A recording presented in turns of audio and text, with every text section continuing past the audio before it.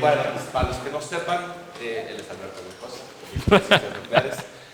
Alberto hizo la licenciatura en Brandeis, en Boston, el doctorado en Princeton. Después se fue de postdoc a Suecia y desde el 98. No, desde el 2001. 2001. Desde el 2001 es investigador del Instituto de Ciencias Nucleares, experto en teoría de cuerdas, experto en la correspondencia holográfica. Tuve la suerte de que fuera mi tutor de doctorado, así que nos conocemos bien hace muchos años, buen amigo y excelente divulgador, así que pues, los dejo para que les cuente sobre teoría cuántica. Gracias. Gracias Mariano, y gracias a usted que me sigue aguantando después de tantos años. Gracias a ustedes por venir. Como creo que todos saben, este es el inicio de este semestre de una serie de pláticas que llamamos Divulgae y cuya intención principal pues, es exponer a nivel que pues básicamente cualquier persona lo puede entender, incluidos los estudiantes de primeros semestres, temas de estas áreas, ¿no? De gravitación y altas energías. Una cosa nada más que quiero enfatizar para empezar es que propiciamos lo más posible que el ambiente sea muy informal, así que tenemos mucho tiempo para preguntas, pero no se esperen al final. Les pido encarecidamente que me detengan sobre la marcha cuando quiera que algo no esté claro o quieran que profundicemos más. Y así platicamos. Es mucho más divertido para todos, incluido para mí, si mejor dialogamos en lugar de que nada más esté echando yo rollo, para estar seguro que si no estamos comunicando. Entonces, en cualquier momento, interrúpame, pues. Bueno, ahora, lo que les voy a contar, pues es un tema que está motivado por una pregunta ancestral. Los humanos desde hace pues, muchos miles de años, 1 millón de años quizás, nos hemos preguntado de qué está hecho todo esto a nuestro alrededor, nosotros mismos y el mundo que nos rodea. Y a todos nos cuentan desde pequeñitos o pequeñitas que la respuesta a esa pregunta, hoy en día en la era moderna sabemos, la respuesta a esa pregunta es que está hecho de partículas. Entonces, la visión que tenemos es, si tomamos cualquier escena de la vida cotidiana, yo por ejemplo aquí tomé un señor en su oficina, pues vemos ahí, contemplamos esa escena y nuestros ojos nos avisan, nos informan que hay ante nosotros un montón de objetos y sustancias muy distintas, ¿no? Entonces hay ahí pues, piel y cabello, tela, plástico, papel, patitos de hule, vidrio aquí en las ventanas, allá afuera coches, árboles, personas, columnas de cemento, aire, etc. Entonces, todo el tiempo a todo nuestro alrededor, pues vemos que nuestros ojos nos avisan que hay un montón de cosas muy distintas que de entrada pareciera que no tienen nada que ver, ¿no? Una con otra. Pero saben ustedes, quizás no lo piensan todo el tiempo, pero saben ustedes que con la física moderna hemos llegado a entender que nuestros ojos nos engañan, porque lo que realmente está allá afuera no es eso, sino más bien esto. Lo que hay allá afuera es una y otra vez montonzotes de los mismos bloquecitos básicos repetidos una y otra vez. Entonces, estamos emparentados entre todo, pues estamos emparentados con el vidrio, con el aire, con los chongos zamoranos, con la pasta de dientes, con todo. Entonces, bueno, la idea básica a la que llegamos aquí, que es una idea que ustedes han oído mucho, es que el universo está hecho de ciertos ladrillitos básicos que llamamos partículas elementales. Justo el adjetivo elemental se refiere a que, al menos hasta donde sabemos al día de hoy, no están hechos de cositas más chiquitas. Y concretamente los ladrillitos básicos, que son los componentes de los átomos, de los que está hecho pues, todo lo que vemos a nuestro alrededor, incluidos nosotros mismos, son 3 tipos de partículas que llamamos electrones, quarks arriba y quarks abajo. Los quarks arriba y quarks abajo forman los protones y neutrones en el núcleo. Probablemente habían escuchado esto antes. Ahora, en el camino a entender esta historia nos fuimos llevando muchas sorpresas por diferentes lados y para propósitos de la charla yo les quiero resaltar 3 de esas sorpresas, empezando ahora. La primera que les quiero resaltar es un hecho pues, conocido pero como que poco apreciado, que sabemos que todos los, por ejemplo, digamos, electrones, todas las partículas de un cierto tipo, digamos electrones, absolutamente todos los electrones del universo son completamente idénticos. Entonces, si lo piensan un poco, esto es algo que estamos acostumbrados, pero es bastante peculiar. O sea, ¿cómo podría ser que agarramos un electroncito aquí en la Tierra, agarramos un electrón en la galaxia de Andrómeda, a 2 millones de años luz de aquí, y son absolutamente idénticos? Estos ingredientes son iguales en todos lados. Entonces, pues eso ciertamente es distinto que las cosas que estamos acostumbrados en nuestra vida diaria. O sea, Incluso en la fábrica más perfecta de balones de fútbol o de canicas no salen todas idénticas. Y no solo es que la naturaleza tiene una fábrica perfecta de electrones, que los hace todos igualitos, sino que además tiene una excelente red de distribución o de mensajería, porque los distribuyó por todos lados, ¿no? Y en todos lados hay electrones disponibles que son idénticos. Entonces, bueno, esa es una idea que ustedes realmente conocen, nada más, solo lo estoy destacando como pensando que pues, es peculiar y aspiraríamos a que quizás tenga alguna explicación. Entonces, esa es la primera sorpresa que les estoy resaltando acá. Ahora, otra cosa que aprendimos en el camino a entender estas cosas fue que hay bloques básicos de la materia que de hecho no están adentro de los átomos. Entonces hay toda una serie de objetos exóticos que se llaman neutrinos de varios tipos, muones, quarks encanto, quarks belleza, etcétera, partícula de Higgs, muchas cosas diferentes. En sí mismo es sorprendente que eso sea cierto, o sea, que hay bloques básicos de materia que no están adentro de los átomos. Entonces uno se pregunta dónde están y eso es una historia que contar, pero yo no voy hacia allá ahorita. Lo que sí quiero resaltarles es la segunda idea que sí quiero resaltarles mucho para que la recuerden y regresemos a ella después, es que otra cosa que encontramos fue que por cada tipo de partícula que existe, hay el correspondiente objeto que llamamos su antipartícula. Y antipartícula simplemente quiere decir que es una partícula igualita a la que consideramos, es idéntica, como un hermano gemelo, pero con un detalle que es que tiene la misma cantidad de carga eléctrica, pero con el signo al revés, o la misma cantidad de cualquier tipo de carga que tenga, pero con el signo al revés. Entonces, para los electrones, pues hay antielectrones, para los arribas hay antiarribas, abajos hay antiabajos, hay antineutrinos de varios tipos, antimuones, antiencantos, antibellezas, antietcétera, ¿no? O sea, hay anti todo. Entonces, de nuevo, este hecho, el hecho de que haya esta como duplicación, o sea, estos como hermanos gemelos para cada uno de los bloques básicos que conocemos, pues es un hecho conocido, seguramente lo habían escuchado, pero también esperaríamos que tuviera alguna explicación, que entendiéramos de dónde salió eso, quién mandó pedir eso, ¿no? Ahora, una cosa aquí es que, por más que hemos oído muchas veces esto de las antipartículas, y creo que han oído ustedes, los antielectrones tienen propiedades idénticas a los electrones, salvo el signo de la carga al revés, y lo mismo para los antiarribas y antiabajos. Entonces, por ejemplo, los antiarribas y antiabajos pueden formar antiprotones y antineutrones, que junto con los antielectrones pueden formar antiátomos, y en principio podrían formar antipersonas y antiauditorios y antipláticas divulgadas. Entonces, justo como que no queda claro así de origen, sabemos que estas cosas existen ahí afuera, pero de origen no queda claro por qué es así, y pues por esa razón lo estoy destacando como una segunda propiedad que sabemos que tiene nuestro universo, pero que quisiéramos entender mejor. Entonces esa la recordamos para después también. Ahora, les traje aquí una imagen. No, de hecho, antes que eso, les estaba diciendo, por más que hemos oído de antipartículas muchas veces o antimateria, pues nos sigue sonando quizás a ciencia ficción. Nada más con esta transparencia acá quería resaltarles que no dista mucho de ser ciencia ficción esto está comprobadísimo. En particular, los antielectrones tan existen que se usan todos los días para salvar vidas. Con esta técnica para tomar imágenes del cuerpo humano, por ejemplo, aquí el cerebro, no solo la estructura del cerebro, sino el funcionamiento del cerebro, se puede tomar con esta técnica que se llama tomografía por emisión de positrones, o PET por sus siglas en inglés. Positrón es simplemente un nombre horrible para hablar de los antielectrones, se llama positrones porque tienen carga positiva, pero son los mismos bichos. Entonces, bueno, las antipartículas seguro existen, y ahora sí, lo que les iba a decir es que les traje aquí una imagen de partículas. Esta es una foto real de partículas. Por supuesto, las partículas son tan chiquitas, las partículas elementales, que pues no las podemos ver directamente, no podemos decir, miren, ahí va un electrón. Pero lo que sucedió en esta foto es, tenemos un recipiente con un líquido en condiciones especiales, de tal modo que cada vez que lo atraviesa una partícula que tiene carga eléctrica, va rompiendo átomos a su paso y deja una estela de burbujitas. Y esas burbujitas son lo suficientemente grandes para que las veamos o incluso les tomemos una foto. Entonces, tal cual, esto es lo que se llama una cámara de burbujas, y esto es una foto real de cosas que pasaron en uno de estos líquidos, ¿no? Entonces, en esta foto pueden ver que, bueno, pues trayectorias de partículas, pero aquí en particular pueden ver que sucedió algo interesante, porque de pronto aparecen estas dos partículas y haciéndole cosas a esas partículas podemos empezar a averiguar qué tipo de partículas son. Estas partículas en este líquido para esta foto están sujetas a una fuerza magnética porque había un imán cerca. Entonces, por el hecho de que este se desvía para arriba, sabemos que es un electrón, que tiene carga eléctrica y se comporta como un electrón. Y por el hecho de que este se desvía igual, pero hacia abajo, sabemos que es justamente un antielectrón. Entonces, si todavía no me creían que los antielectrones existen, aquí está una foto de uno, o sea, de veras sí están ahí. Pero más importante que eso, esta foto se las estoy mostrando, porque pues justo pueden ver aquí que este antielectrón y este electrón no existían antes de este momento. O sea, ante sus ojos aquí están viendo que los electrones y los antielectrones pueden de pronto aparecer, o en sentido inverso desaparecer. Entonces, es la tercera gran sorpresa, y quizás es la más grande de todas, que les quería resaltar que nos hemos llevado al estudiar el mundo microscópico, que es que Las partículas elementales, que son los bloquecitos básicos de la naturaleza, pues uno se imaginaría de entrada ingenuamente que deben ser como indestructibles, así como los átomos de Demócrito. Eso lo tranquilizaría uno más. Pero resulta que no son así, son mucho más mágicos que eso, porque todas las partículas elementales en las condiciones apropiadas tienen permitido aparecer o desaparecer o hacer otros actos de magia asombrosos.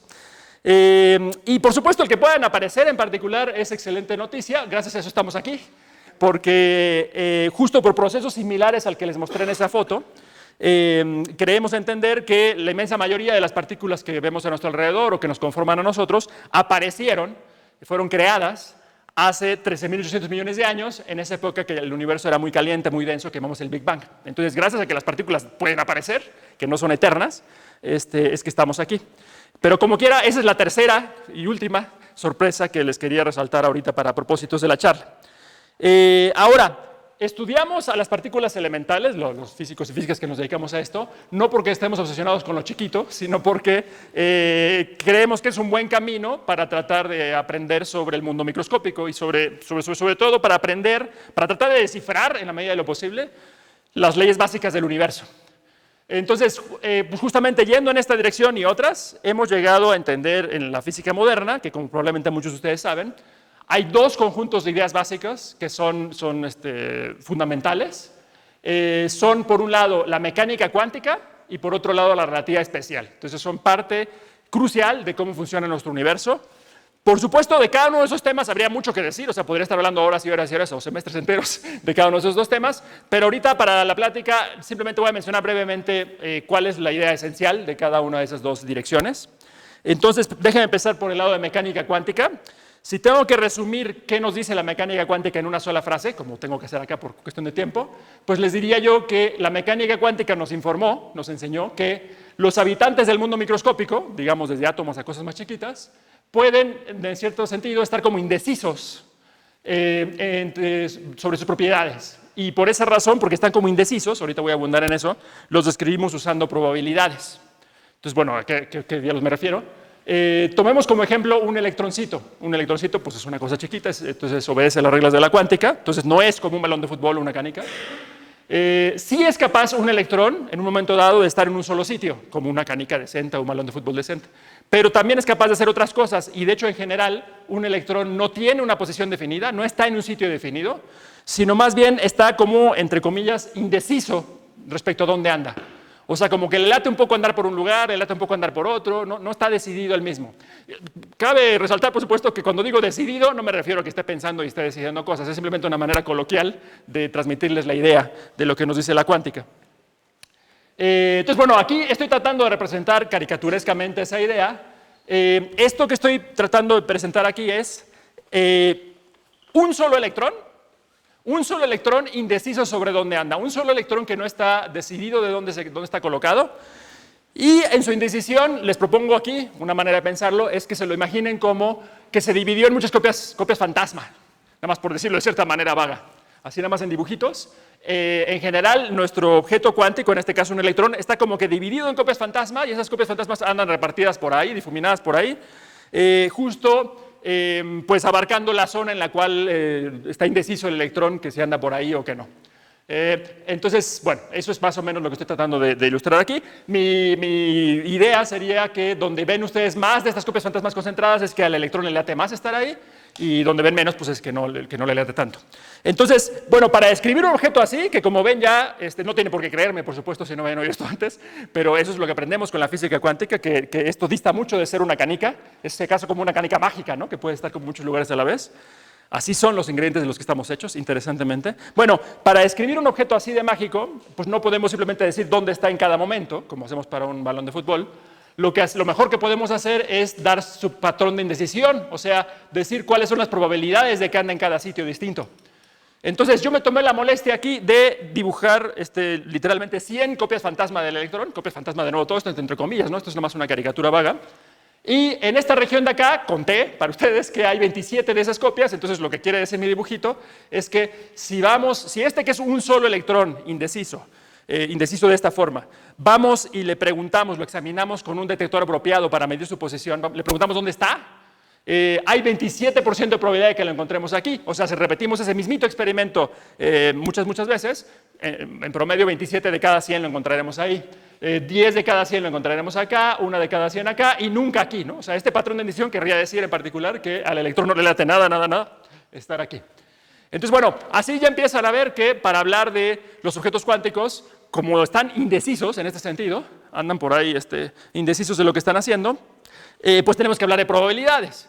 Por cierto, algunos de ustedes quizás ya han oído de esto a nivel más avanzado o a nivel de divulgación, incluso lo que sea. Esto justo de estar dando probabilidades de estar en cada sitio, o para las distintas propiedades que puede tener un objeto cuántico, eso es justo lo que técnicamente se llama especificar su función de onda.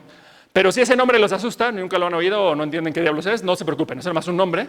Lo que estoy diciendo en lenguaje normal es que tenemos que especificar pues, cómo está indeciso, o sea, cuál es su patrón de indecisión en este sentido. Ok, entonces con eso ya tienen una primera idea de la rareza de los objetos cuánticos. De nuevo, esto suena marcianísimo, ¿no? O sea, que no tienen por qué creerme. Pero el resumen de esto es, como dije antes, que los objetos cuánticos pueden hacer cosas, tienen permitido hacer cosas muy distintas, radicalmente distintas, que los objetos de la vida cotidiana. Voy a destacar un ejemplo que necesitaré para las consecuencias de este ejemplo, las necesitaré para después. Entonces, vamos a hacer justo un comparativo entre un objeto de la vida cotidiana y qué es lo que pasaría si ese objeto fuera cuántico. Entonces, para este ejemplo, tomé aquí una niña en su columpio. Entonces, bueno, una niña normal en un columpio, por supuesto, en cada momento dado tiene una posición definida y podemos irle siguiendo su trayectoria. Y de la mano de eso, si empujamos a la niña para que oscile más rápido o menos rápido, seguro que en condiciones normales, en la vida diaria, podemos empujarla pues, tan duro como queramos y de la mano de eso puede columpiarse con cualquier energía. O sea, estoy tratando de ilustrar eso aquí con este eje. Cualquier puntito sobre este eje representa un número real, el que ustedes quieran. Entonces, yo la puedo empujar poquito más duro, poquito más lento, tanto como yo quiera. Así que si ustedes me dicen su número favorito, su número real favorito, entonces me dicen 1.3792345, no sé qué, ese es su número favorito. Yo puedo dotar a la niña usual en su columpio exactamente de esa energía. No tengo ningún problema para empujarla exactamente así de duro. ¿Okay? Entonces, eso no es novedad, eso es todo lo que ustedes conocen. Bueno, lo que sí quiero resaltar como novedad es que cuando uno le aplica las reglas de la física cuántica a una niña en un columpio, si la niña fuera cuántica, suceden dos cosas distintas, bueno, entre otras. Primero, la niña cuántica ya no está en general en un lugar definido, sino que está como indecisa dónde anda. Entonces, tiene cierto patrón de indecisión de estar en diferentes lugares a un tiempo dado, ¿no? Entonces, podemos especificar de eso, podemos hablar de eso, qué tan indecisa está. Entonces, de por sí, eso ya seguro que es novedoso. Pero la cosa que más me importa para lo que voy a decir después es que de la mano de esta novedad sucede que si ahora me pregunto cuánta energía puede tener la niña columpiándose ahí, o sea, si yo la empujo más duro, más suavecito, ¿de cuánta energía la puedo dotar? Una sorpresa cuando uno hace los cálculos es que de hecho ya no es posible cualquier número que yo quiera. Ahora, al empujarla, solo podemos darle ciertas energías específicas. Entonces, esto lo estoy representando aquí con este eje ahora punteado, esquemáticamente. Entonces, ya no puedo agarrar su número favorito, lo siento, ese ya no puedo. Solo hay unos ciertos números permitidos. Entonces, básicamente, estoy diciendo aquí, coloquialmente, como que hay una cierta cantidad mínima de energía que le puedo dar a la niña cuando yo la empuje. Eso es lo que llamo aquí, en lenguaje súper técnico, un poquitín. Lo puedo empujar un poquitín a la niña, que es este dato de acá, y luego le puedo empujar el doble de eso, dotarle del doble de energía de eso, o el triple, etcétera. Entonces, 2 poquitines, 3 poquitines, 4 poquitines. Eso es lo que puedo hacer. O sea, la cosa va como en saltitos, pues, eso es lo que quiero decir. Muy diferente a una niña, un columpio en la vida diaria, no una más en un resorte, etcétera. Esto, por cierto, si no lo han adivinado ya o si no lo han oído, esto es lo que los físicos llamamos un oscilador armónico, ¿no? Y este tipo de oscilaciones a nivel cuántico le pasa esto de que va a saltitos la energía. Ok, entonces guarden eso en su mente porque lo vamos a usar después. Ahora, eso es todo lo que quiero decir o lo que me da tiempo de decir sobre física cuántica, pero pasemos ahora al otro tema que les mencionaba. El otro pilar de la física moderna es la relatividad especial. Y ahí, para lo que necesitamos, me basta con decirles simplemente una cosa, que es, con la relatividad especial aprendimos que el espacio y el tiempo, contrario a lo que nos parece en la vida cotidiana, de hecho están cercanamente emparentados. Al grado de que sucede lo siguiente: cuando cambiamos de velocidad, sucede que el espacio y el tiempo cambian, se modifican de una cierta manera rara, pero la razón de fondo por la que se están cambiando así, y eso nos lo enseñó este señor Minkowski, es porque se están convirtiendo el uno en el otro. Entonces, el tiempo y el espacio están estrechamente emparentados al grado de que es posible convertir tiempo en espacio y espacio en tiempo, hasta cierto punto, en un cierto sentido específico. Y entonces, lo que aprendimos con la relatividad especial, en resumidas cuentas, es que el espacio y el tiempo son parte de un solo ente que está allá afuera. Y no somos muy creativos con los nombres, entonces eso le llamamos el espacio-tiempo, nada más para expresar esa unión, ¿no? Eso es lo que realmente, ese es el escenario donde suceden las cosas en la naturaleza y eso es lo que nos enseñó Einstein y esta gente, Poincaré, Minkowski. Ok, entonces eso es todo lo que necesito decirles de relatividad especial. Hay mucho más que decir, obviamente, y ustedes, los que les falta por llevar esos cursos, ya lo aprenderán en detalle después.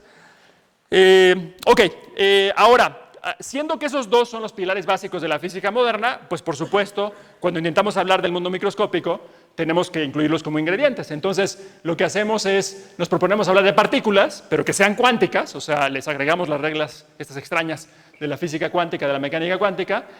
Proponemos también que sean relativistas, o sea, que estén enteradas de que el espacio y el tiempo están emparentados, de esa cierta manera que dije.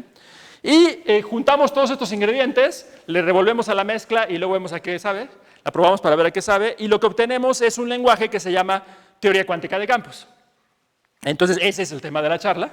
Y por como lo he presentado aquí, pues ya empiezan a entender ustedes o vislumbrar ustedes que ese es el lenguaje básico que usamos en la física moderna, un lenguaje súper exitoso para hablar de los ingredientes básicos del universo. Ese es el lenguaje que funciona pues para hablar de la receta del cosmos. Y entonces eso es lo que quiero describir en esta charla. Ahora, si se llama teoría cuántica de campos, pues ustedes que son abusados adivinan que el actor estelar en este lenguaje pues es justamente el concepto de campo. ¿Y qué es un campo? Pues un campo es simplemente una propiedad, cualquier propiedad, que puede tomar un valor distinto en cada sitio del espacio, en cada punto del espacio. Propiedad que además, o sea, propiedad que escribimos con un numerito o varios numeritos, y además esos numeritos pueden ir cambiando con el tiempo. Entonces, si juntan esas ideas en su cabeza, aquellos de ustedes que tengan este gusto matemático, entenderán que lo que estoy diciendo de manera equivalente en lenguaje matemático es que un campo no es otra cosa más que una función del espacio y el tiempo. O sea, estoy diciendo que un campo es algo allá afuera que para decir qué es lo que está sucediendo me tienen que decir dónde se quieren parar, que es este dato de aquí, o 3 datos de acá, si quieren. Estamos en 3 dimensiones del espacio. Y a qué hora quieren examinar el campo, ese es el tiempo de acá. Y dados esos 4 datos, yo les doy de vuelta el valor del campo ahí, que puede ser un número o varios. Entonces, esa regla para asignar a cada sitio, en cada instante, uno o varios números, pues eso es una función matemáticamente, y eso es lo que los físicos llamamos un campo. Entonces, bueno, eso es todo lo que hay que decir. Ahora, si piensan un poco sobre esta definición, verán que un ejemplo muy de la vida cotidiana de un campo es la temperatura. La temperatura, pues uno oye el pronóstico para mañana y justamente nos dan un numerito en cada sitio, ¿no? Entonces, pues eso es un campo. Incluso la temperatura dentro de este auditorio, dentro de este anfiteatro, puede ser ligeramente distinta en cada sitio, o incluso si no fuera distinta, estamos dando números en cada sitio, entonces pues en ese sentido la temperatura es un campo. Cumple con nuestra definición. Ahora, yo lo que quiero hacer en esta charla, el tema de la charla, es hablarle de campos, pero campos mucho más fundamentales que la temperatura. Entonces, el ejemplo que realmente todos ustedes han oído muchas veces, aunque no necesariamente lo entiendan, es el ejemplo más famoso de campo, por supuesto, es el campo electromagnético. Entonces, ustedes saben que objetos como imanes o cargas eléctricas de alguna manera afectan el espacio a su alrededor y eso lo describimos con numeritos y eso es lo que llamamos el campo electromagnético. ¿Okay? Entonces, en más detalle, aquí tengo esquemáticamente un electroimán. Ese electroimán afecta de cierto modo a su entorno y para describir qué está pasando en su entorno damos numeritos en cada sitio. La visión tradicional que uno aprende primero es dar 3 numeritos que vamos al campo eléctrico en cada sitio, en cada instante, y otros 3 numeritos que vamos al campo magnético, entonces 6 en total. Un poquito más adelante uno aprende que puede tener una descripción más económica, porque le bastan con solo 4 numeritos, que llamamos el potencial electromagnético, 4 numeritos en cada sitio, y tomando diferencias entre cada punto y sus vecinos, podemos calcular los otros 6. Ahora, este asunto de que si son 6 o si son 4, no sé qué, no importa, es nada más un detalle, pero estoy a veces diciendo detalles así para aquellos de ustedes que sí vayan hacia la dirección de aprender esto a nivel de fórmulas eventualmente. Como les había prometido, la mayor parte del tiempo la charla es completamente divulgativa, ¿no? Bueno, en fin, entonces simplemente estoy diciendo acá, por esto es que el campo electromagnético es un campo, porque en efecto asigna numeritos a cada sitio. Entonces, es una idea que ustedes ya conocen. Ahora, sí hay un punto aquí que vale la pena resaltar, y es el siguiente. Hay una pequeña diferencia, o quizás gran diferencia, entre cómo aprende primero uno lo que es un campo en el primer tratamiento de electromagnetismo clásico, y la idea que a fin de cuentas es más útil y que además pues, es la que yo necesito para esta charla. Entonces, déjeme resaltar esa diferencia. Cuando uno primero oye de un campo magnético, por ejemplo, producido por un imán, piensa, o le dicen incluso a uno, que ese es el campo magnético del imán, ¿no? Así, ese es el lenguaje que uno usa, ese es el campo del imán. O sea, uno piensa como que los campos están asociados a objetos. Tan lo piensa uno así que se imagina que pues, si el imán se mueve, su campo, así lo decimos, su campo lo sigue, ¿no? Su campo está como adherido a él. Eso, así es como lo pensamos. Estas líneas son una representación esquemática de ese campo y así es como lo pensamos. Si hubiera otro imán por ahí, entonces el lenguaje usual sería que ese es el campo de este otro imán, ese es otro campo de este otro objeto, ¿no? Así es como lo diríamos normalmente. Y si ambos objetos están presentes al mismo tiempo, entonces diríamos que el campo total se obtiene sumando. El campo total le pertenece a ambos imanes, eso es lo que diríamos, es de los dos imanes, y el campo total se obtiene sumando el campo de un imán y el campo del otro imán, ¿no? Entonces, eso es lo que uno aprende primero, eso es lo que, si no ha sucedido ya, aquellos de ustedes que están estudiando física aprenderán próximamente cuando aprendan de electromagnetismo a nivel clásico, electricidad y magnetismo a nivel clásico. Nos lo enseñan así porque funciona a muy buena aproximación para los propósitos que uno tiene en esos cursos, pero a la larga resulta que esa no es la visión más adecuada. Entonces justo eso es lo que yo quiero corregir.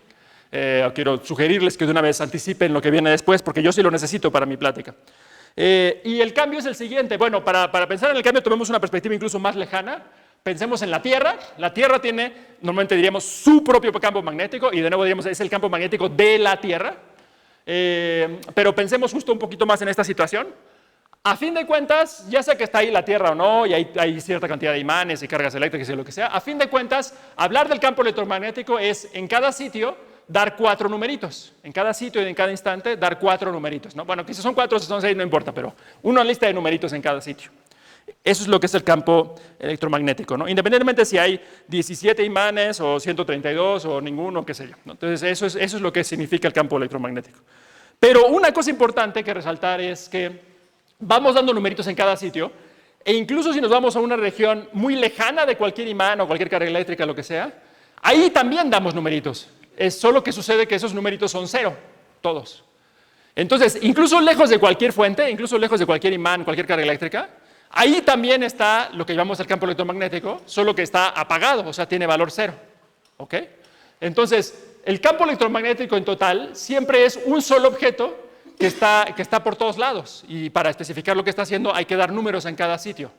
Así que, si logré transmitirle la idea, ya empiezan a ver que el asunto es monoteísta, ¿no? Porque lo que decimos es que, la manera como invito a que lo piensen es que hay un solo campo electromagnético y está en todas partes. ¿Okay? No piensen, dejen de pensar ya en el campo magnético o eléctrico de esta carga o de este imán y que vamos sumando las cosas, no. Como les sugiero que lo piensen porque es la visión que es más útil a la larga, más correcta a la larga, es que siempre hay un solo campo electromagnético que está en todas partes, ¿okay? Y para especificar qué está haciendo esa como sustancia que llena todo el universo, es que damos numeritos en cada sitio, que pueden ser 0 en particular. Bueno, entonces esa ya nos da otra visión del campo electromagnético. El campo electromagnético, insisto, no le pertenece a un imán o a otro imán, a una carga eléctrica, a la Tierra o así. El campo electromagnético no es de nadie en particular, no seamos egoístas. El campo electromagnético es una propiedad en última instancia del universo. Y es una propiedad que viene preinstalada de fábrica, o sea, el universo desde su origen tenía esta cosa encima, que llamamos el campo electromagnético, y que puede tomar distintos valores en cada sitio. Por eso es que es un campo. ¿Okay? Entonces, ese es el punto de vista que les sugiero modificar o que conviene que modifiquen. Ahora, para tener más intuición de esto, a mí por lo menos, no sé ustedes, pero a mí me resulta útil, si bien matemáticamente ya entendemos que un campo es una función, y eso es todo lo que hay que decir, es útil como físicos tener cierta intuición de lo que estamos hablando. Y a mí me resulta útil una manera caricaturesca de pensar en esto, que es la siguiente. Yo los invito a pensar en los campos como que son sustancias que llenan todo el universo, sustancias como algo así como gelatinas que llenan todo el universo. Entonces, podemos pensar, imaginar vagamente el campo electromagnético como una especie como de gelatina que llena absolutamente todos los rincones del universo, incluido el interior de los átomos, todos lados. Y gelatina le llamo porque es capaz de oscilar. Entonces, bueno, a ver, detengamos un poco en esto porque suena muy marciano. Pensemos primero en un caso más sencillo, que es, pensemos en una cuerda de guitarra. Entonces esas las conocen ustedes. Esas existen y las conocen ustedes.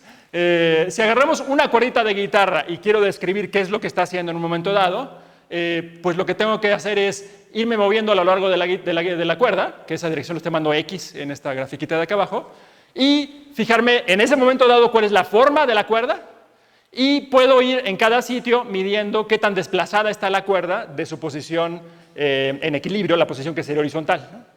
Entonces puedo ir midiendo en cada sitio y doy un numerito para decir qué tan desplazada está la cuerda. Con eso habré descrito pues, cuál es la forma de la cuerda. Estoy dando como una fotografía de la cuerda en ese instante. Y si hago eso en cada instante, dando todos estos datos a lo largo de esta línea, pues entonces he descrito lo que está haciendo la cuerda. ¿Okay? Creo que hay un poquito más de lugar arriba. No sé. Como 3 lugares, 4 lugares, no sé. Bueno, si algunos de ustedes quieren ir arriba, creo que todavía hay algunos lugares. Pero también acá hay un par y acá también. Y no como, acá también. Si quieren pasar, con confianza, pásenle por ahí en medio. Bueno, entonces, esto de dar datos en toda esta línea, pues cumple nuestra definición de campo. Entonces, lo que estoy diciendo es que para hablar de una cuerda de guitarra, pues tenemos exactamente un campo en una dimensión. ¿Por qué? Pues porque matemáticamente es una función de una variable a lo largo de esta línea y aparte el tiempo. Entonces, este es un ejemplo tal cual, muy tangible, de un campo en una dimensión. ¿Okay? Entonces, por eso empezamos ahí. Ahora, generalizamos esto un poquito. Pensemos ahora, antes de generalizar. Por supuesto, una cuerda de guitarra puede sustentar ondas, ¿no? Eso ya lo saben ustedes porque saben de música.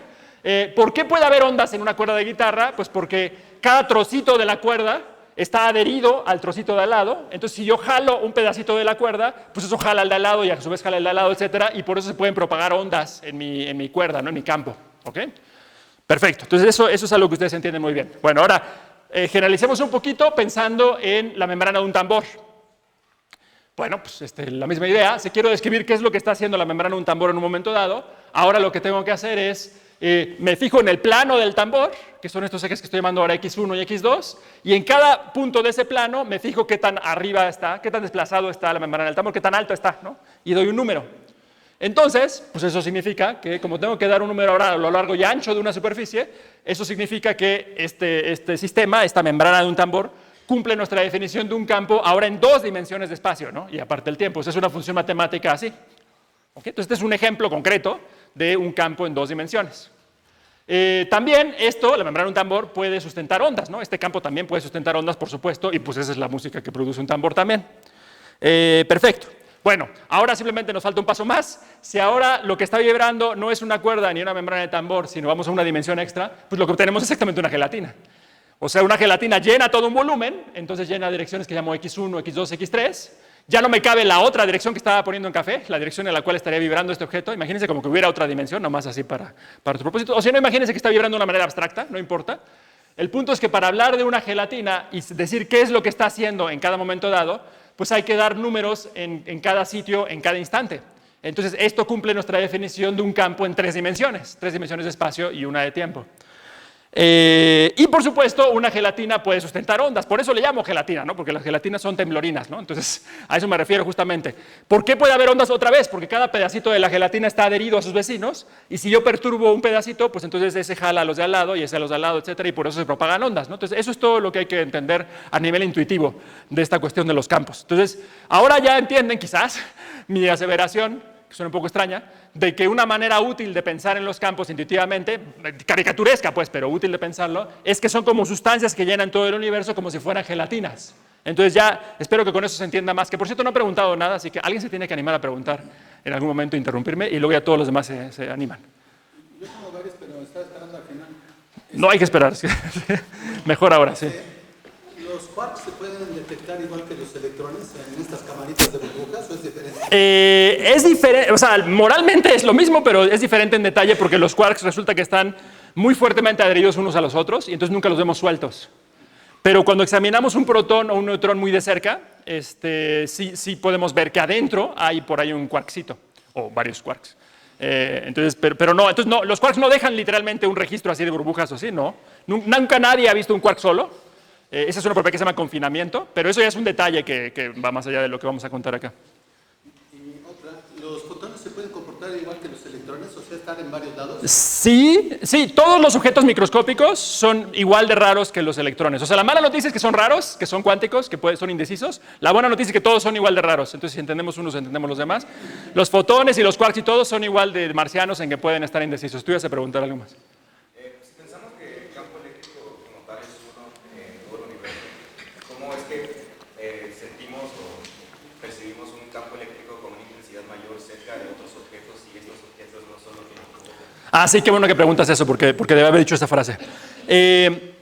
Claro, esta visión de que solo hay un campo electromagnético, pues se reduce a decir que solo hay que dar en total una colección de números, unos datos, en cada sitio y en cada momento. Eso es todo lo que hay, como el campo total, digamos. Pero claro, eso no niega lo que todos aprendemos en el electromagnetismo, que el valor de esos números sí depende de cuáles objetos estén cerca. O sea, sí importa si ponemos más cargas o menos cargas, o más imanes o menos imanes, y cómo se están moviendo. Todo eso sí influye en cuánto valen esos números.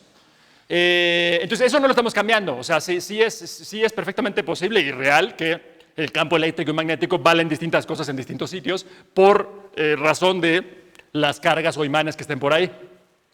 Lo único que yo estoy modificando es que esta idea que nos parece de entrada tan intuitiva, pues incluso es como lo oímos hasta en las caricaturas, así, como de el campo de un objeto, esa idea a la larga no es útil. O sea, no piensen en el campo de objetos, piensen que hay un solo campo electromagnético que se ve influenciado por los objetos, eso sí. Entonces, esa es una aclaración importante, gracias por esa pregunta. ¿Sí? Entonces, en mediciones estaríamos midiendo una parte de la perturbación en ese espacio, o cómo se concebiría. O sea, obviamente con este modelo, pero la medición que le hiciéramos algo en específico, ¿qué representación tendría? Sí, normalmente vamos y medimos cuánto vale el campo, de cierta manera indirecta, lo que sea, pero cuánto vale el campo en cada sitio. Entonces hacemos una medición, por ejemplo, con una brújula, ¿no? Con una brújula vemos cuánto vale el campo generado por la Tierra, pero es el campo electromagnético, cuánto vale el campo magnético aquí, ¿no? Y por lo menos vemos en qué dirección está orientado, y viendo qué tan rápido gira la aguja de la brújula, podemos ver qué tan intenso es. Entonces, sí, las mediciones nos hablan, las podemos hacer punto por punto, y con eso vamos viendo cuáles datos hay en cada sitio. Y de nuevo, los valores que tiene el campo en cada sitio, el campo electromagnético, dependen de cuáles otros objetos hay por ahí y a su vez influyen sobre el movimiento de los objetos que tienen carga eléctrica o magnética, si tú piensas tal cosa. ¿Sí? Entonces más o menos se entiende así. Bueno, entonces continúo. Ya quedamos de acuerdo, espero más o menos, en que tienen una cierta intuición ustedes, tenemos todos una cierta intuición respecto a qué es un campo. Si no les gusta esto de la gelatina, no me hagan caso, o sea, no piensen que es una función matemática y ya, eso es todo. Eso es más respetable, digamos, más profesional. Pero bueno, a mí me gusta pensar en gelatina, me parece útil. Entonces, con eso ya entendimos esto, pero claro que la pregunta inmediata es, bueno, ¿y ahora qué demonios tiene que ver los campos, estas gelatinas, con las partículas? Que era el punto que estábamos describiendo al principio, ¿no? O sea, ¿de dónde salió? Ya entendimos que es un campo. Y eso va a figurar. Pero ¿qué diablos tiene que ver con las partículas? O sea, esa asociación entre gelatinas y partículas no es en absoluto obvia, ¿no? O sea, dista mucho de ser obvia. Bueno, pues justamente, aunque no es obvio, hemos descubierto en la física moderna, cosa desde hace casi como 90 años, algo así, que hay una asociación muy estrecha entre estas dos ideas. Concretamente, cada tipo de partículas está asociado a un cierto tipo de gelatina, pero importantemente es una gelatina cuántica, un campo cuántico. Entonces, por eso, de eso es lo que quiero hablar ahora. Ya les dije que es un campo normalito, un campo clásico, un campo que no obedece las reglas de la cuántica.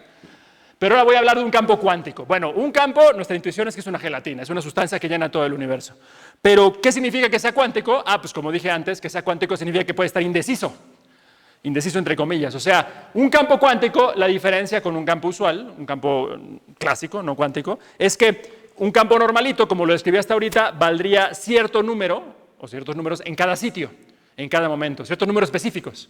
En cambio, un campo cuántico puede estar como indeciso de cuánto vale. O sea, le late un poco valer 5, le late un poco menos valer raíz de 3, un poco más valer 122, etcétera, ¿no? Entonces vamos diciendo qué tan probable es que valga en cada sitio, en cada instante, un cierto valor. Eso es lo que es una gelatina indecisa, un campo cuántico, ¿no? Entonces, nada más juntando las dos ideas que dije antes. Ok, muy bien. ¿Y ahora eso de qué sirve? Bueno, si tenemos nuestra gelatina allá afuera, y aquí adentro tenemos nuestra gelatina. Y es cuántica ahora, y la queremos poner a vibrar. Bueno, la primera opción que tenemos es no hacerle nada, ¿no? La gelatina. Si no perturbamos a la gelatina, si no perturbamos al campo, pues naturalmente no hay ondas sobre ella. No estará vibrando, ¿no? Entonces, esa es una opción, es aburrida, pero esa es una opción, ¿no? Dejarla sin suministrar la energía. Pero lo siguiente que sigue, que es más divertido, es sí perturbarla un poquito, o sea, picarla en un lugar o así. Y con eso le podemos suministrar energía y ponerla a vibrar. Eso es similar a lo que hablé antes de la niña en un columpio, de poner a la niña en un columpio a vibrar. Y porque es cuántica, recuerden que la niña tenía solo una cierta colección de energías posibles. Bueno, lo mismo sucede acá. Cuando uno aplica las reglas de la física cuántica a una gelatina, o sea, un campo, encuentra que al perturbarlo existe una noción de cuál es la onda más chiquita posible que uno puede excitar, que uno puede poner a vibrar en esta gelatina cuántica, en este campo cuántico. Más chiquita posible me refiero justo en el sentido de que tiene la menor energía posible. O sea, tal cual como les digo lo de la niña, ¿no? ¿Se recuerdan eso de que podía poner a vibrar a la niña un poquitín, o dos poquitines, o tres poquitines? Así, esa cosa de saltitos también sucede acá. Las onditas que puedo crear aquí son o cierta energía mínima, o el doble de eso, o el triple de eso, o el cuádruple de eso. Y no es para nada obvio, incluso si me creen esto, no es para nada obvio, pero resulta ser que cuando uno ve los cálculos, los detalles, justo eso es lo que es una partícula. O sea, justo la ondita más minúscula posible en esta gelatina cuántica acaba teniendo cara de partícula, y eso es lo que es una partícula en nuestra visión moderna. La ondita más chiquita posible en una gelatina que llena todo el universo, pero es cuántica, que es indecisa, eso es lo que es nuestra visión de una partícula. Entonces eso, por supuesto, está rarísimo. Incluso cuando uno lleva un curso en la maestría de teoría cuántica de campos y hace los cálculos, no lo cree, o sea, no lo acaba de entender qué está pasando, que tiene que ver una gelatina cuántica con partículas, parece que, o sea, nada que ver, pero uno hace los cálculos y pues acaba convenciendo que es cierto, porque son indistinguibles las dos cosas. O sea, realmente la ondita más chiquita posible en una gelatina indecisa, en un campo cuántico, tiene cara de partícula, y eso es lo que son las partículas. Ahora, aquí una pequeña aclaración. A muchos de ustedes creo han oído que en física cuántica hay esta idea de la dualidad onda-partícula. Entonces, será natural que si yo les digo aquí que una partícula en nuestra visión de teoría cuántica de campos es una ondita chiquita, pues piensen que estoy hablando de este carácter de que si es partícula, es onda, que puede tener... La aclaración es, bueno, si acaso habían oído eso, si no, no me hagan caso, si no, no se distraigan con esta aclaración. La aclaración es que eso no es lo que está pasando aquí. O sea, eso de la dualidad onda-partícula tiene que ver un poco con este asunto que estoy yo contando acá, pero esto es algo mucho más avanzado. O sea, esto es otra cosa. Esto no es lo que aprendimos en las primeras décadas del siglo XX. El asunto es que aquello de dualidad onda-partícula, ni siquiera el nombre en sí es muy bueno, pero se refería a la mecánica cuántica no relativista, que es lo que ustedes van a aprender primero acá en la licenciatura, bueno, aquellos de ustedes que estén estudiando física. Yo estoy hablando de algo más adelante, algo que viene más adelante en su vida. Entonces, tal cual estoy hablando de onditas en una gelatina que llena todo el universo. Por más raro que suene eso es lo que quiero decir, tal cual, y eso es lo que entendemos. Ahora, entonces el enunciado es que los objetos que entendimos primero como partículas, que descubrimos allá afuera en el mundo como partículas, los primeros que descubrimos de hecho fueron los electrones, las primeras partículas elementales, acabamos entendiendo, después de varias décadas, que en realidad son onditas en una sola sustancia que llamamos el campo del electrón. Entonces, hay una gelatina invisible que llena todo el universo, incluido nuestro interior. Es una propiedad del universo también, preinstalada de fábrica. Se llama el campo del electrón, así le llamamos nomás. Es una colección de ciertos números en cada lugar, en cada momento. Y siendo indecisa, siendo cuántica, cuando ponemos las onditas más chiquitas posibles sobre esa gelatina, eso es lo que son los electrones. O sea, para enfatizar, cada uno de los millones de millones de millones de millones de electrones que nos conforman, ahora entendemos en la física moderna, no es otra cosa más que la ondita más minúscula posible sobre una gelatina invisible que llena todo el universo. Entonces, parece que estoy mal de la cabeza, parece que quién sabe cuál droga fumo, pero realmente esa es nuestra visión actual. En sentido inverso, aquellos objetos allá afuera que primero descubrimos como campos, como el que les conté, el campo electromagnético, que es viejo amigo de ustedes, encontramos que cuando les aplicamos las reglas de la cuántica y vemos a nivel microscópico, hay una cierta noción de la ondita electromagnética más chiquita posible, y eso es lo que tiene cara de partícula, y eso es lo que llamamos un fotón, que es lo que tú mencionabas antes. Entonces eso también sucede. Y así sucesivamente para todas las otras partículas. O sea, cada vez que les doy una lista de partículas o alguien les da una lista de partículas, hay esta traducción a una lista de gelatinas. Entonces, hay un campo del quark arriba, hay un campo del quark abajo, un campo del belleza, del encanto, un campo del muón, un campo de cada tipo de neutrino, un campo de Higgs, etc. Todos esos son campos. Uno normalmente los oye como partículas listados, pero hay la gelatina correspondiente. Fíjense, por cierto, todas esas gelatinas, como cada una ocupa todo el espacio, todo el universo, pues todas están apiladas una sobre la otra, ¿no? Eso es lo que eso suena todavía más raro, pero eso es lo que estamos diciendo.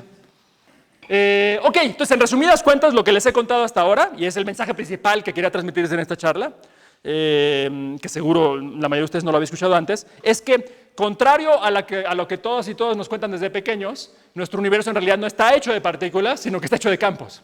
O sea, nuestra visión de la física moderna, no estamos hechos de partículas, estamos hechos de gelatinas. O sea, todo lo que hay allá afuera y aquí adentro son gelatinas, eso es todo lo que hay, y estamos hechos de eso. Esas es como las sustancias básicas de las que conforman el universo. No estoy diciendo, por supuesto, que las partículas no existan. Solo estoy diciendo que las partículas son manifestaciones de una sustancia más fundamental, que es lo que llamamos un campo. Eso es lo que estoy afirmando, ¿no? Entonces, sí estamos hechos de electrones, quarks arriba, quarks abajo, pero lo que estoy diciendo es que estos son onditas en 3 tipos de gelatinas que se llaman campo del quark arriba, campo del quark abajo, campo del electrón. Ok. Ahora, sí. ¿El campo gravitatorio se comporta también como una gelatina? Sí, el campo gravitatorio también es como una gelatina, pero tiene la peculiaridad de que es la gelatina que es el propio espacio-tiempo. O sea, la gravedad, gracias a Einstein, la entendimos hace poquito más de un siglo, como que se produce porque el espacio y el tiempo se pueden distorsionar. El espacio y el tiempo son como una especie de trampolín deformable, ¿no? Y eso, pues lo describimos dando datos en cada sitio, que es lo que llamamos la métrica, técnicamente, pero eso es un campo, entonces. Y entonces, esa es una gelatina más, solo que esa gelatina es como el Tupperware en el cual están todas las otras gelatinas, ¿no? Entonces, sí, eso también es un campo, sí.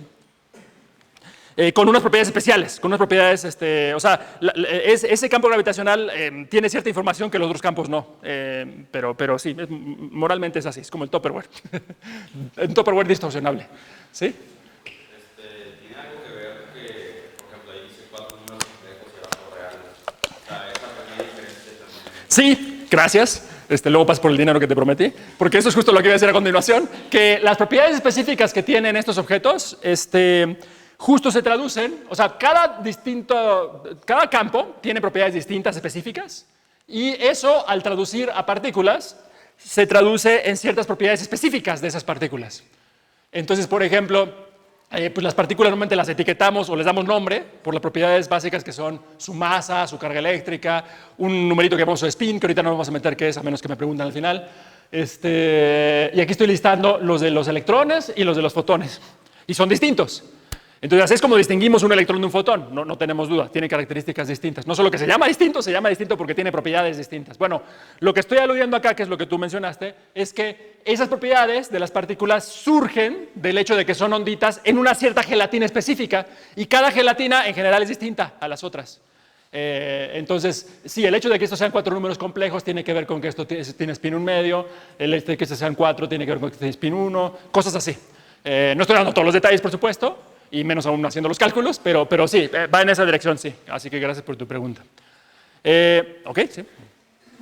Aquí arriba tienes un campo de electrón y abajo un campo electromagnético. Entonces, por lo menos intuitivamente, debería estar el campo del electrón debe estar como que contenido en un campo electromagnético, ¿no?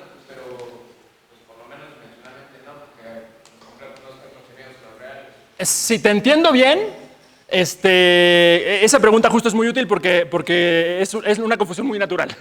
Cuando yo hablo campo del electrón, en el lenguaje que primero uno aprende de campos de electromagnetismo clásico, parecería ser que estoy diciendo es el campo producido por un electrón. O sea, parece que estoy diciendo es el campo eléctrico. Como el electrón tiene carga, si yo hablo campo del electrón, pues a uno le suena a estar diciendo el campo eléctrico producido por un electrón. Pero no, a eso no me refiero yo. Al principio de la charla hablaba de que no pensamos en los campos como que le pertenecen objetos, entonces eso de campo de un objeto, eso no hacemos. Entonces, estos dos campos son dos sustancias distintas, cualitativamente distintas, que son como gelatinas invisibles que llenan todo el universo, están apiladas exactamente una sobre otra, pero tienen propiedades distintas, y le llamo del electrón o electromagnético, le podría llamar campo del fotón, porque sobre esa gelatina que se llama el campo del electrón, si yo la perturbo de la manera que me cuesta menos energía, hago la ondita más chiquita posible, en el sentido de física cuántica, eso tiene cara de un electrón. Entonces le llamo campo del electrón porque es la gelatina que sustenta las ondas que llamamos electrones, no porque sea el campo producido por un electrón. Entonces, eso ya, no sé si lo aclaré, pero eso ya divorcia la idea que tú decías. O sea, no es que el campo del electrón tenga que ser parte del campo electromagnético, son dos estructuras distintas. Se hablan entre sí, ahorita mencionaré eso, pero son dos gelatinas distintas. Ajá. ¿Podría como entenderse que el campo electromagnético dota al electrón de carga? Más o menos. Ahorita regreso a ese punto. No, justo voy para allá. Pero ahorita nada más, antes de avanzar a eso, que tiene que ver con cómo se hablan los dos campos entre sí, quiero terminar de hablar de esto, de que tiene que ver con cada campo da lugar a un cierto tipo de partículas. Pero antes tuve esa pregunta. Manejar al positrón en un esquema similar, o sea, yo lo vería muy Sí. interesante que se vieran las tres. Eso es lo que sigue de lo que eso es lo que sigue de lo que sigue, así que gracias por las preguntas. Tú también pasas por tu dinero.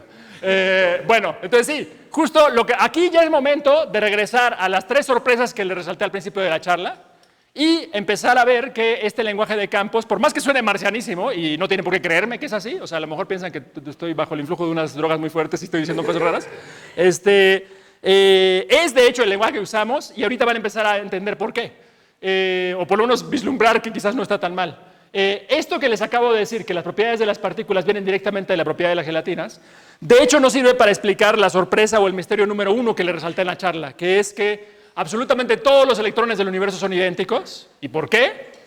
Pues porque todos son onditas en la mismita gelatina. O sea, hay una gelatina que llena todos los rincones del universo, está disponible allá donde está la galaxia de Andrómeda, está disponible acá también en todos lados. Entonces, si cualquier persona llega y pica un poquito esa gelatina, producirá una ondita minúscula que tiene las mismas características porque son onditas en la misma sustancia, en la misma gelatina. Entonces, la igualdad y la identidad perfecta, el hecho de que todas las partículas de un tipo dado sean idénticas, se explica con este lenguaje de gelatinas, este lenguaje raro e inesperado, ¿no? La otra cosa que mencionabas tú, las partículas y las antipartículas, cuando uno ve los detalles, resulta que justamente son onditas en el mismo campo. O sea, la cosa es económica aquí. Con hablar de esta gelatina del electrón, basta para tener un tipo de onditas que tienen cara de electrón y otro tipo de onditas en la misma gelatina que tienen cara de antielectrón, o sea, de positrón. Entonces, con esto, con el lenguaje de campos, de pronto ya no es una sorpresa que haya antipartículas. El lenguaje de teoría cuántica de campos predice que tienen que existir las antipartículas y entendemos por qué es que tienen propiedades tan similares, porque es que son como copias gemelas las partículas de las antipartículas. Entonces, ya empieza a ser útil esto, ¿ven? De todos modos no me crean, porque suena muy raro, pero ya empieza a ser útil, ¿ven? O sea, no nada más decir hacer dibujitos y así, ya empieza a ser útil. Y ahora, ¿qué pasa con el tercer misterio o sorpresa que les resalté al principio? Bueno, pues ahora les estoy diciendo que una partícula, yo estoy afirmando temerariamente que una partícula, en última instancia, en la física moderna, no es otra cosa más que una ondita minúscula en una gelatina. Y eso suena muy difícil de tragar, de nuevo no lo han asimilado en su cabeza, no me crean, pero si por un momento lo imaginan, creo que estarán de acuerdo que con eso es más fácil entender la tercera cosa que dije, que es que las partículas pueden aparecer y desaparecer. Si las partículas los piensan como bloquecitos así, como canicas, pues es muy difícil imaginarse que pueden aparecer y desaparecer. Pero si las partículas las entienden, como las entendemos hoy en día, como onditas sobre una gelatina, pues no los sorprenda que pueden aparecer y desaparecer. Que onditas aparezcan, pues sucede cada vez que ustedes meten sus dedos en una alberca, ¿no? Entonces las onditas sí, pues, sí que pueden aparecer. Entonces, la razón por la cual entendemos y la razón por la cual describimos, la tecnología con la cual describimos que las partículas pueden aparecer y desaparecer, es justo este lenguaje de teoría cuántica de campos. Entonces ya está siendo útil, ¿no? Ya está siendo útil. Esta visión tan rara está siendo útil y por eso es que lo usamos. ¿Esto no contradeciría lo de no tener secretos en estudios? Lo contradice totalmente, sí. O sea, en la física moderna, gracias por permitirme hacer el énfasis, sí. Desde la primaria sí nos enseñan que en tiempos inmemoriales se pensaba en la ciencia que la materia no se crea ni se destruye, solo se transforma. Ahora sabemos que eso es cierto, de una muy buena aproximación en circunstancias usuales, pero en las circunstancias adecuadas es completamente falso. O sea, los electrones y quarks arriba, quarks abajo, fotones, etcétera, que están acá afuera, seguro que pueden crearse y ser destruidos. Un ejemplo de ellos es la foto que les mostré cerca del principio. Les mostré una foto en una cámara de burbujas en la cual veían ante sus ojos un electrón siendo creado y un antielectrón siendo creado. O el proceso inverso también existe. Puede un electrón y un antielectrón juntarse y desaparecer y dejar en su lugar unos fotones. Sí, es que yo leí sobre eso, que el átomo, entre las órbitas, había espacios vacíos que es cuando decían que aparecía y desaparecía la materia. Bueno, Es que la nada, eso que es nada, no logran ver los científicos que es el nada para ellos. bueno, de esa última frase que dijiste, justo vamos a llegar al final, pero de lo primero que dijiste, es como esa visión de que hay órbitas en el átomo y eso, en realidad no es la visión moderna. O sea, es como pensábamos al principio del siglo XX, y es lo que todavía nos siguen contando, como que es un pequeño sistema solar, como en Jimmy Neutron y así. Pero no es así, o sea, justo porque los electrones son cuánticos, están como indecisos de dónde andan, entonces cada electrón en el átomo, en su indecisión, llena todo el átomo. No es que siga una trayectoria particular. Entonces, la historia es bastante más complicada. Pues eso de por sí uno lo aprende ya cuando habla de mecánica cuántica no relativista, que es lo que ustedes van a aprender, bueno, aquellos de ustedes que están estudiando física, van a aprender en sus primeros cursos. Pero yo estoy yendo todo un paso más allá porque le estoy metiendo la relatividad especial y ahí es donde empiezan a pasar estas cosas. En particular, con la relatividad especial es que sucede esto inevitablemente de que las partículas pueden crearse o destruirse. Esa es la novedad. Y por eso uno tiene que ir a un lenguaje más allá de lo que aprende en esos cursos. Bueno, entonces estoy diciendo que las partículas pueden aparecer y desaparecer porque son onditas en gelatinas, pero ahí podemos hablar de lo que tú estabas preguntando más en detalle. Pensemos primero nada más en un universo en donde solo hay estos dos campos, el campo del electrón y el campo electromagnético. Entonces son dos gelatinas encimadas, ¿no? Dos gelatinas invisibles encimadas, si acaso pueden creerme eso. Pero ahora, resulta que esas dos gelatinas están acopladas entre sí. Decimos acopladas, pero lo que quiere decir es que están adheridas entre sí, están como pegosteadas de cierta manera. ¿Ok? Y porque están adheridas entre sí, las onditas en una de las gelatinas pueden escurrirse a las otras. En una de las gelatinas puede escurrirse a la otra o viceversa. Entonces, con eso puede suceder lo siguiente, que vemos que es lo que sucede en los experimentos.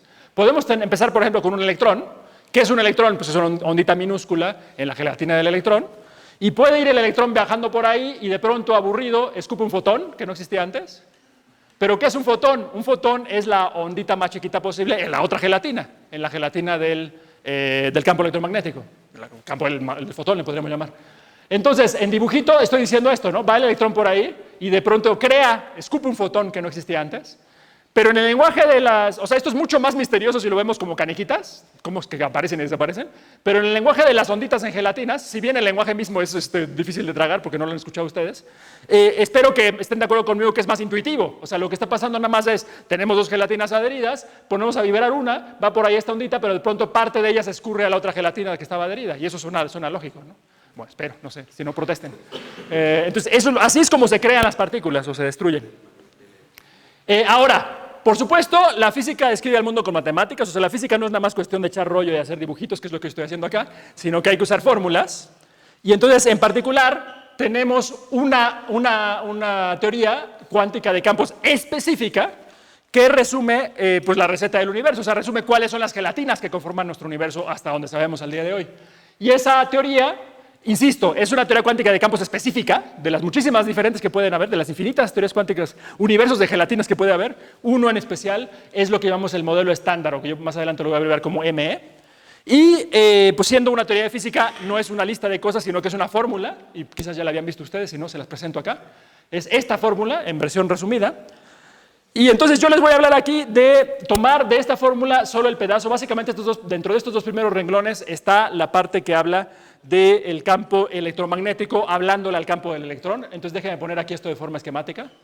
Acá. O sea, esta es la fórmula, no se asusten con la fórmula, nada más lo voy a interpretar a nivel de dibujitos, ¿no? Pero sí creo que es útil que sepan como que esto sale de algún lugar, no es nada más echar rollo. Entonces, o sea, estamos agarrando la parte del modelo estándar que habla de estos dos campos nada más, del campo del electrón y el campo electromagnético, estas dos gelatinas adheridas entre sí. Y de la fórmula de la tasa saco que la energía total que tiene el universo por lo que están haciendo estas dos gelatinas, esquemáticamente tiene este aspecto, en donde ven ustedes esta A, que es el campo electromagnético, y este símbolo griego psi, que es el campo del electrón. Ok, ahora, ¿cómo procedemos con esta fórmula para sacar información? Bueno, pues nos fijamos que hay un pedazo de la energía que solo depende de lo que está haciendo el campo electromagnético, ¿no? Este término solo depende de A, no depende del otro. Entonces, justo de ahí sacamos la información, de ahí hay una regla para calcular cuál es la probabilidad de que un fotón que es la ondita más chiquita posible en esta gelatina, viaje de un sitio a otro. Similarmente, estos dos términos de acá no dependen del campo electromagnético, solo dependen del campo del electrón. Entonces, de esos dos términos sacamos un numerito que nos dice cuál es la probabilidad de que un electrón, que es la olita más chiquita posible en esa gelatina, viaje de un sitio a otro. Pero el término más interesante de todos es este de acá, que es el que tú haces referencia, sin saberlo todavía, que es el término que incluye a las dos gelatinas. O sea, ese es el término que nos dice cómo están adheridas las dos gelatinas entre sí, y ese es el término que permite entonces que se escurran ondas de un lado a otro. De ese término lo que aprendemos es cuál es la probabilidad de que suceda lo que les dije antes, o sea, de que si te empezamos con un electrón, parte de esa ondita se escurra al campo electromagnético y nos dé un fotón, o al revés, ¿no? Que un electrón absorba un fotón. Eso también puede pasar. Entonces, bueno, eso, así esquemáticamente es como vamos jugando con estos ingredientes. Bueno, con esos tres ingredientes básicos basta para hablar de todos los procesos que pudieran ocurrir con estas partículas, electrones y fotones.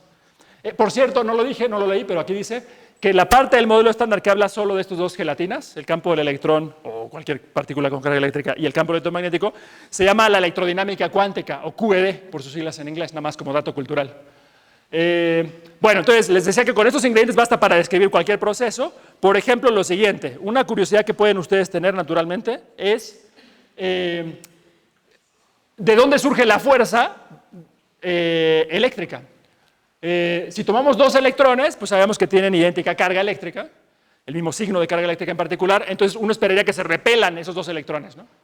Pero una pregunta natural es, ¿cómo sabe el electrón de la derecha que el de la izquierda anda por ahí y entonces tiene que hacer un lado? ¿Quién le avisa? Bueno, con este lenguaje de teoría cuántica de campos, la visión que acabamos teniendo es la siguiente. Lo que sucede para que se hablen entre sí estos dos electrones es la siguiente historia. Va el electrón de la izquierda por ahí, de pronto, como está aburrido, escupe un fotón, crea un fotón, y ese fotón es el que, al ser absorbido por el electrón de la derecha, le lleva el chisme y le dice que se tiene que hacer a un lado, ¿no? Esa es la idea. Entonces, si lo pongo en dibujito, en lugar de en animación, estoy diciendo esto.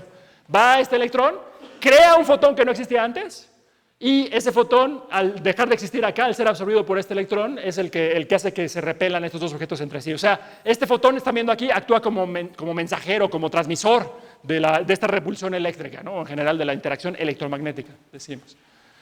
Ok, ahora, llegados a este punto, y sobre todo como ya estamos avanzados en el tiempo... perdón. Sí, sí. Vaya, el izquierdo crea un fotón, pero también, digamos, un estilo de simetría, el derecho también tendría que de alguna forma crear un fotón, ¿no? Sí, yo estoy aquí tomando un ejemplo en el cual el de la izquierda fue el que le aventó fotón al de la derecha, pero tienes tu razón, puede suceder exactamente al revés, por simetría, y los dos procesos contribuyen. También, sí. Eso, ahorita voy a abundar en eso justo. O sea, que esta es apenas la cosa más sencilla que puede pasar, puede haber cosas más complicadas. Pero antes de ir a lo que tú dices, déjenme atender nada más una posible inquietud de ustedes. Llegados aquí, y más porque ya están cansados, ya llevamos una hora de este rollo, pueden ustedes estar pensando, bueno, ok, sí, muy bien, los electrones, para ganarse la vida, escupen y absorben fotones, bien por ellos, pero a mí qué diablos me importa lo que están haciendo los electrones, o sea, ¿por qué yo vine a esta plática? O sea, ¿qué tiene que ver esto conmigo? Si están pensando así, nada más me detengo un momento para recordarles que esto no es algo ajeno a ustedes. En este mismo momento estoy yo parado aquí, y están ustedes sentados ahí, y nos queda claro a todos que la fuerza de gravedad nos está jalando hacia abajo, ¿no? Pero ¿por qué es que no estamos cayendo? Pues si no estamos cayendo es porque necesariamente alguien nos está empujando hacia afuera, hacia arriba, perdón, hacia afuera de la Tierra, sí. Y ese alguien resulta que justamente es la fuerza electromagnética. Entonces, les acabo de explicar cuál es el mecanismo microscópico que entendemos para el origen de la fuerza electromagnética. Así que quizás nunca lo habían pensado, nunca lo habían oído, nunca les ha importado, pero ahora piénselo por un momento y maravíllense con ello. La razón por la cual ustedes en este momento no atraviesan la silla y el suelo y siguen cayendo hacia el centro de la Tierra, que eso es lo que quiere hacer la fuerza de gravedad, es que los electrones de los cuales está formado su pantalón o falda, lo que traigan, están aventándole todo el tiempo fotonazos a los electrones de los cuales está formada la superficie del sillón, de la silla. Y gracias a esos fotonazos es que ustedes se mantienen flotando a una pequeñísima distancia de la base de la silla, y por eso no atraviesan, ¿no? Entonces, el origen microscópico de la fuerza eléctrica pasando ahorita mismo es ese. Y similarmente, la razón por la cual yo no atravieso el suelo es porque los electrones de los cuales está formada la suela de mi zapato están todo el tiempo aventándole fotonazos a los electrones de los cuales está formado el suelo. Y gracias a eso, yo estoy todo el tiempo flotando a una pequeñísima distancia de este colchoncito que llamamos el suelo, ¿no? Entonces, eso es todo el tiempo está pasando. Cada vez que empujamos algo, me acomodo los lentes, jalamos una puerta, caminamos, avanza un coche, todo el tiempo está pasando esto. Todo esto funciona a fotonazos. Pues los fotones son los mensajeros de la fuerza electromagnética, siempre. ¿Ok? Entonces, eso es interesante y sorprendente. Y si eso no fuera suficiente, los fotones son también las partículas de las cuales está formada la luz. Entonces, ahora mismo nos estamos viendo a fotonazos, pues, o sea,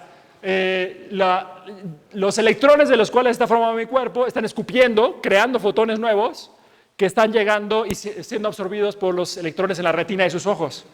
Y así es como nos estamos comunicando, así es como me están viendo, yo lo estoy viendo ustedes, a fotonazos también. Entonces, de nuevo, esto es algo súper relevante para lo que pasa todos los días, solo que lo estamos viendo a nivel micro. Ahora sí, regresando a lo que tú preguntabas, volvamos a nivel microscópico, ya habiendo establecido que esto sí tiene que ver con nuestra vida diaria. Justo lo que quería aclarar es que la historia se complica todavía más porque lo que conté antes es apenas la primera manera, la manera más sencilla en la que un electrón le puede hablar al otro, pero hay maneras más complicadas. Déjenme darles un ejemplo, el que sigue en complicación. Puede ir el electrón de la izquierda por ahí, escupir un fotón, pero ahora este fotón aburrirse de existir, dejar en su lugar otras dos partículas que a su vez se suicidan y dejan en su lugar a un segundo fotón que es el que llega y lleva el chisme a la partícula de la derecha, al electrón de la derecha. Entonces, si lo pongo en dibujitos, ahora está pasando todo esto en la etapa intermedia. O sea, ahora tengo un fotón que deja de existir acá, otro fotón que se crea aquí y deja de existir acá. Entonces, dos fotones como intermediarios, no uno. Y además, el fotón que dejó de existir aquí dejó en su lugar un electrón y un antielectrón. Ese es justo el proceso que les mostré en la foto al principio. Y esto es lo contrario. Entonces, aquí como intermediarios, para llevarle el chisme de un electrón a otro, están operando incluso electrones y antielectrones, ¿no? Además de un par de fotones. Entonces, en el lenguaje de campos, ¿qué es lo que está pasando acá? Pues tenemos una ondita en la gelatina del electrón, se escurre un poquito, pero luego se escurre de vuelta, y luego esto se escurre de vuelta al campo electromagnético, etc. Entonces, siempre que se creen y desaparezcan partículas, siempre es esto de ida y vuelta entre las gelatinas. Son ondas escurriéndose de ida y vuelta entre estas gelatinas cuánticas, estas gelatinas indecisas. Bueno, ahora, estos dibujitos de acá, que son los que estoy empezando a hacer, son importantes y por lo mismo tienen un nombre.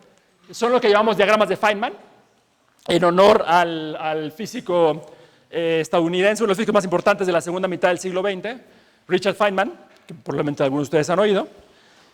Llegaron a ser tal éxito estos dibujitos, estos diagramas de Feynman, que Feynman sacaba a su familia a pasear en esta camioneta decorada con diagramas de Feynman. Entonces, pues pobre gente, ¿no? Lo que tienen que hacer los familiares de los físicos tienen que padecer cosas inmencionables. Pero bueno, estos diagramas, estos dibujitos, ¿por qué es que se volvieron tan populares y tan importantes para la tecnología de teoría cuántica de campos? Porque tienen una utilidad doble. Ya les expliqué que nos sirven para visualizar lo que ocurre en el mundo microscópico. O sea, estos dibujitos son nuestra manera que tenemos para contarnos historias sobre lo que está ocurriendo en el mundo microscópico, ¿no? Que va un electrón y escupe un fotón y luego se desaparece, ese tipo de idea. Entonces ya nada más visualizar qué es lo que está pasando obviamente es terriblemente útil. Pero la utilidad no para ahí, porque resulta que también estos dibujitos son nuestra técnica para calcular, que seguro es lo que queremos hacer en física. Sucede que cada diagrama hay una receta que lo traduce en una fórmula, y entonces vamos haciendo cada vez dibujos más y más complicados. Tú mencionabas alguno que hubiera nada más dos fotones, por ejemplo, pero puedo hacer cosas tan complicadas como quiera, por ejemplo esto, y más, y más, y más, y más, y voy sumando todos entre ellos, y justamente traduciendo a fórmulas, esta es nuestra manera de calcular la probabilidad de que el proceso ocurra. O sea, si nos preguntábamos qué tan probable es que un electrón repela a otro, tenemos que sumar todos estos diagramas, más y más complicados, ¿no? Empezamos por los más sencillos. Afortunadamente los que más importan son los más sencillos, entonces en cierto momento nos cansamos de sumar y ya los demás no los ponemos, porque hacen contribuciones más pequeñas. Ok, ahora, en estos procesos, ven aquí que aparecen y desaparecen partículas en etapas intermedias, o sea, son partículas que solo existen durante un breve periodo, y esas partículas, porque tienen esa vida, esa existencia muy breve, le llamamos partículas virtuales, que es un nombre que posiblemente habían escuchado. Ahora, la marcianés no termina aquí. Estoy hablando de partículas virtuales que sirven como mensajeras para que un electrón le hable a otro. Pero resulta que si los electrones son capaces de hacer estas maniobras, de escupir fotones y absorberlos, y los fotones son capaces de desaparecer y dejar en ese lugar parejas, ¿sí? Eso ocurre incluso cuando tenemos una sola partícula, una partícula solitaria. O sea, si queremos calcular qué tan probable es que un electrón llegue de un lugar a otro, Pues una opción que tiene es simplemente ir solo por la vida y ya. Pero otra opción que tiene, otro diagrama de Feynman, es que va por ahí y aprovecha el hecho de que puede escupir un fotón y luego él mismo lo atrapa. Entonces es como ir así caminando y escupirse en la cara. Eso es lo que puede hacer un fotón. Pero si puede hacer eso, pues también puede hacer esto, ¿no? Puede ser que el fotón que escupe se desaparece y crea un par electrón-antielectrón y luego sucede esto, o muchas cosas más, ¿no? Entonces, todas esas son términos que contribuyen a la suma que nos dan la probabilidad de qué tan probable es que un electrón llegue de un sitio a otro. Entonces, esto nos está diciendo algo muy drástico, y eso es otra de las novedades increíbles que uno se encuentra cuando habla de este lenguaje de teoría cuántica de campos. El hecho de que estas cosas se suman y todas contribuyan, nos habla de lo siguiente. Antes les había dicho que un electrón, por ser un objeto cuántico, puede estar indeciso de dónde anda, entonces no es que tenga un camino específico, sino que en cierto sentido anda por muchos caminos a la vez. Eso es cierto, y eso está incluido aquí en este dibujo esquemáticamente. Pero ahora le estoy diciendo que estos efectos todos se suman. El hecho de que se suman con las reglas de la cuántica implica que todas estas cosas de hecho suceden al mismo tiempo. Todas estas cosas están sucediendo al mismo tiempo cuando un electrón va de un lugar a otro. Entonces, un electrón, en lugar de ser nada más una cosa que va sola por la vida, como objeto decente, tiene esta como crisis de identidad y se puede estar aventando cosas todo el tiempo que están apareciendo. Está como indeciso el electrón, pues, si prefiere ir solo o si le late un poco ir solo acompañado de un fotón o un poco ir acompañado de un par electrón-antielectrón, etcétera, etcétera. Todas estas son opciones que tiene el electrón y el electrón las toma todas al mismo tiempo, o sea, está indeciso entre todas estas opciones. ¿Okay? Entonces, dicho en otra manera, dibujado esto mismo de otra manera, lo que llegamos a entender es que cada electrón está siempre rodeado de una nube de partículas virtuales, estas partículas efímeras que aparecen y desaparecen todo el tiempo. O sea, nuestra visión, en última instancia, con este lenguaje de un electroncito, uno de los cuatrillones de electrones que nos conforman, no es nada más como un puntito por ahí indeciso, sino que no solo está indeciso dónde anda, sino que está indeciso de quién es. Entonces, todo el tiempo está rodeado de partículas que aparecen y desaparecen. Está rodeado como una especie de nube, así le llamamos, de partículas virtuales que aparecen y desaparecen. Si en efecto me pudieran creer por un momento que esto es así, o sea que un maldito electrón es así de complicado, es como un circo donde van apareciendo cosas, van malabarando cosas que aparecen y desaparecen en lugar de un objeto decente, pues entonces lo que sí creo que se pueden imaginar es que las propiedades de este objeto tan sofisticado dependen de qué tan de lejos lo examinemos. Entonces, la masa, la carga eléctrica, etcétera, otras propiedades de este objeto, dependen qué tan de cerca o qué tan de lejos veamos este electrón, porque pues, penetramos más o penetramos menos en su nube de cosas que están apareciendo. De nuevo, esto que digo que aparecen partículas y antipartículas siempre tiene su traducción a las gelatinas, ¿no? Estoy hablando de que va una ondita en la gelatina del electrón, pero parte se escurre al campo electromagnético, parte se escurre de vuelta, parte se escurre otra vez, así. Todo ese circo, eso es lo que está representado aquí o antes en los diagramas de Feynman que les mostré. Ok, entonces así es nuestra visión de cada una de las partículas que nos conforman en última instancia, es esta cosa complicada, esta cosa sofisticada, o sea, no es un actor solito por ahí aburrido, sino que cada partícula es como un circo, ok, eso es de cosas que aparecen y desaparecen. Ahora, otra vez, llegados aquí, pues la conclusión inescapable que todos ustedes sacan es que estamos completamente mal de la cabeza, o sea, esto es una locura, esto es completamente absurdo, ¿cómo puede ser que un maldito electrón sea esta cosa sofisticada que están apareciendo y desapareciendo cosas, o onditas de ida y vuelta entre ambas gelatinas, o todas las gelatinas que hay? Entonces, ¿por qué diablos creemos en esto? Pues por la sencilla razón de que funciona. O sea, esta absurda idea da predicciones, este lenguaje absurdo de las gelatinas indecisas, da predicciones de los diagramas de Feynman, da predicciones en perfecto acuerdo con los datos experimentales. Entonces, les doy nada más un ejemplo de ello. Un ejemplo es que los electrones tienen una propiedad que llamamos su momento magnético. Y eso es nada más una manera dominguera de decir que cada electroncito se comporta como un imán y hay un número que nos dice qué tan buen imán es. Ese número es lo que llamamos su momento magnético para que nadie nos entienda. Ok, bueno, con esta tecnología, estas ideas rarísimas de partículas virtuales, diagramas de Feynman y todo esto, de gelatinas, etcétera, podemos hacer una predicción de cuánto vale el momento magnético del electrón. Y si hacemos la predicción tomando en cuenta solo el primer diagrama, el más sencillo, donde el electrón va solo por la vida, como debería ser si fuera un objeto decente, en ciertas unidades nos sale que su momento magnético tiene que ser igual a 1, exactamente 1. Bueno, escogemos las unidades para que sea 1. Ahora, si empezamos a tomar en cuenta estos otros efectos, esta crisis de identidad, en la que de pronto está acompañado un fotón, de pronto está acompañado un electrón y un antielectrón, etcétera, y vamos sumando. Bueno, hubo gente que pasó años calculando esto y sumó 1000 diagramas, y la predicción es que es casi 1, pero es 1.00115965217586. Esa es la predicción para ese número, donde este número en paréntesis indica que los últimos 4 dígitos están inciertos. O sea, es un cálculo aproximado y no estamos bien seguros del último pedazo. Es decir, solo sumamos 1000 diagramas, no infinitos diagramas, ¿no? Ok, pero entonces fíjense que esto es del lado teórico, esta predicción, y tenemos una situación interesante, porque podemos ahora ir a preguntarle al electrón del mundo real cuál es su momento magnético. Podemos medir el momento magnético, podemos preguntarle qué tan buen imán es a un electrón del mundo real, y con eso podremos distinguir si el electrón es un objeto decente o si es un circo. Y está acompañado de esta crisis de identidad, ¿no? Bueno, pues los experimentales hicieron la medición en muchas encarnaciones sucesivas y nos reportan lo siguiente. El experimento dice que el momento magnético del electrón vale 1.0011596596521591, donde esto de aquí muestra que la incertidumbre en la medición experimental son solo los últimos 3 dígitos. Fíjense que los experimentales son más listos que nosotros los teóricos, ¿no? Son más hábiles. Pero bueno, por supuesto, lo más impresionante de esto es que estamos haciendo una predicción y esta idea tan absurda de partículas virtuales y de crisis de identidad y de gelatinas y no sé qué, esta idea tan ridícula que les he contado, nos permite predecir una propiedad del electrón a 10 dígitos de precisión, ¿no? Eso es una cosa impresionante. Es la predicción más precisa de la historia de la física y funciona, ¿no? Y hay premios Nobel de por medio y todas estas cosas. Entonces, bueno, por eso es que creemos en esta historia, no porque nos gusta creer cosas fantásticas, sino porque funciona, nos guste o no, esto es lo que funciona. El electrón sin duda es un circo, eso es lo que nos está diciendo la naturaleza, y el mundo sí está hecho de gelatinas. Ahora, en la última parte de la charla, ya nada más les cuento una cosa final, les quiero decir esto, que hasta ahora ya les transmití la idea principal que quería contarles, que es que hay esta asociación muy inesperada, muy poco conocida entre gelatinas y partículas. Esa es nuestra visión moderna de las partículas.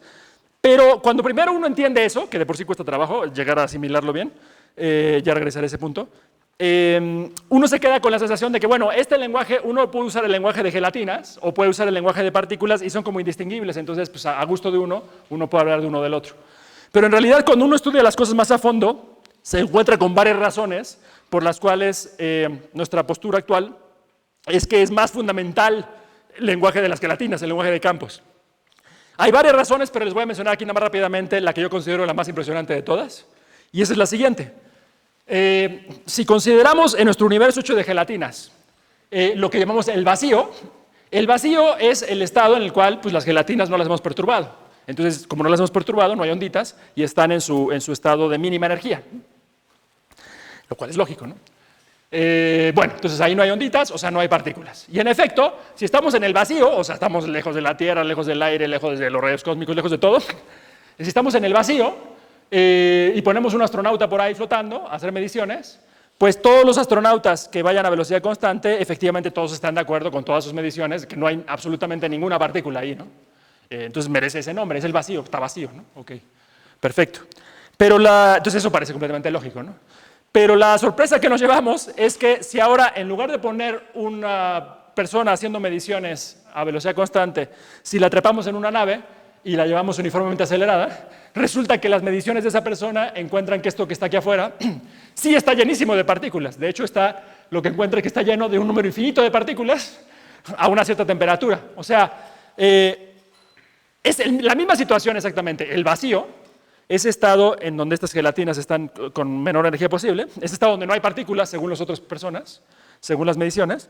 Lo que estoy diciendo es que si pasa alguien corriendo por ahí acelerándose, literalmente siente con todas sus mediciones que está sumergido en una sopa caliente de partículas, de infinitas partículas. Bueno, este resultado, poco conocido pero cierto, fue encontrado por este señor canadiense que se apellida Unruh, Bill Unruh. Entonces es un resultado muy importante y muy impresionante, como ven, ¿no? O sea, si se fijan, es imposible que a uno le entre en la cabeza la idea de que si uno piensa que lo que existe realmente son partículas, pues parecería obvio que hay una distinción tajante entre estos dos escenarios. O sea, no puede ser que la gente no esté de acuerdo entre si hay ninguna partícula o si hay infinitas partículas. O sea, si algo sabemos de las partículas es que tendrían que tener un número definido, ¿no? Pero no, esto está ocurriendo acá. Y esto solo lo podemos entender bien, a fondo, entendiendo que lo que hay en el fondo, el sustento de todo esto son las gelatinas. O sea, ¿cuál es la idea? La idea es que este estado que llamamos el vacío no es que no haya nada ahí. Está ahí la gelatina o las gelatinas que forman el universo, solo que están sin excitar, están en su estado de mínima energía, pero son una cierta sustancia ahí. Ya entendiendo que hay una cierta sustancia, pues ya no es tan chocante que si paso corriendo, mi interacción con esa sustancia pues da ciertos efectos que yo interpreto como que hay muchas partículas. Pero ya entiendo que el vacío no está vacío, ¿no? Entonces, esa es la última idea que destaco. Una de las cosas, quizás la cosa más impresionante que hemos aprendido con este lenguaje, es justamente que el vacío no está vacío. O sea, lo que antes hubiéramos pensado que era vacío completamente, si quitamos el aire, quitamos aquí las sillas, las personas, todo, pensaremos que queda espacio vacío, que no hay absolutamente nada ahí. Eso es lo que llamamos el vacío todavía. Le llamamos así, pero ahora sabemos en este lenguaje de campos que no está vacío, dista mucho de estar vacío, porque siempre está lleno, cualquier rincón, cualquier metro cúbico de espacio en el universo, siempre está lleno de estas gelatinas. ¿Puede ocurrir que esas gelatinas no estén excitadas? Sí puede ocurrir, pero eso no significa que no estén ahí las gelatinas están allá adentro. Y esto que les pongo acá, que por cierto es la imagen que ven en el cartel, es una visualización de eso. Este es el vacío asociado a la fuerza fuerte, o sea, la parte del modelo estándar que habla de la fuerza no electromagnética, sino fuerte, es como una copia de QED, que se llama QCD, cromodinámica cuántica. Y bueno, los detalles técnicos aquí son muchos, así que no importa gran cosa. Esta es un cálculo con supercomputadoras de qué tipo de procesos ocurren en el estado que es el vacío, el estado donde no hay partículas.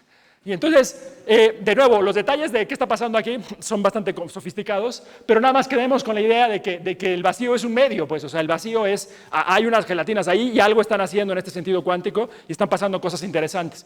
Una manera como más habitual en los libros de hablar de este tipo de cosas es que en el vacío todo el tiempo están apareciendo y desapareciendo partículas. Entonces, eso quizás es más intuitivo para algunos de ustedes, pero más a fondo no se queda ahí la cosa, o sea, más a fondo el punto es que están esas gelatinas y todo el tiempo están ahí. Entonces, esta es la última idea con la que me quedo.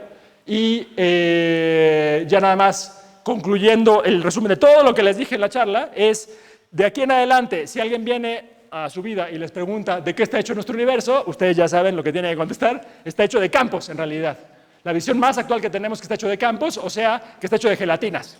Claro que si ustedes responden que el universo está hecho de gelatinas, pues se van a burlar de ustedes, como se burlan de mí.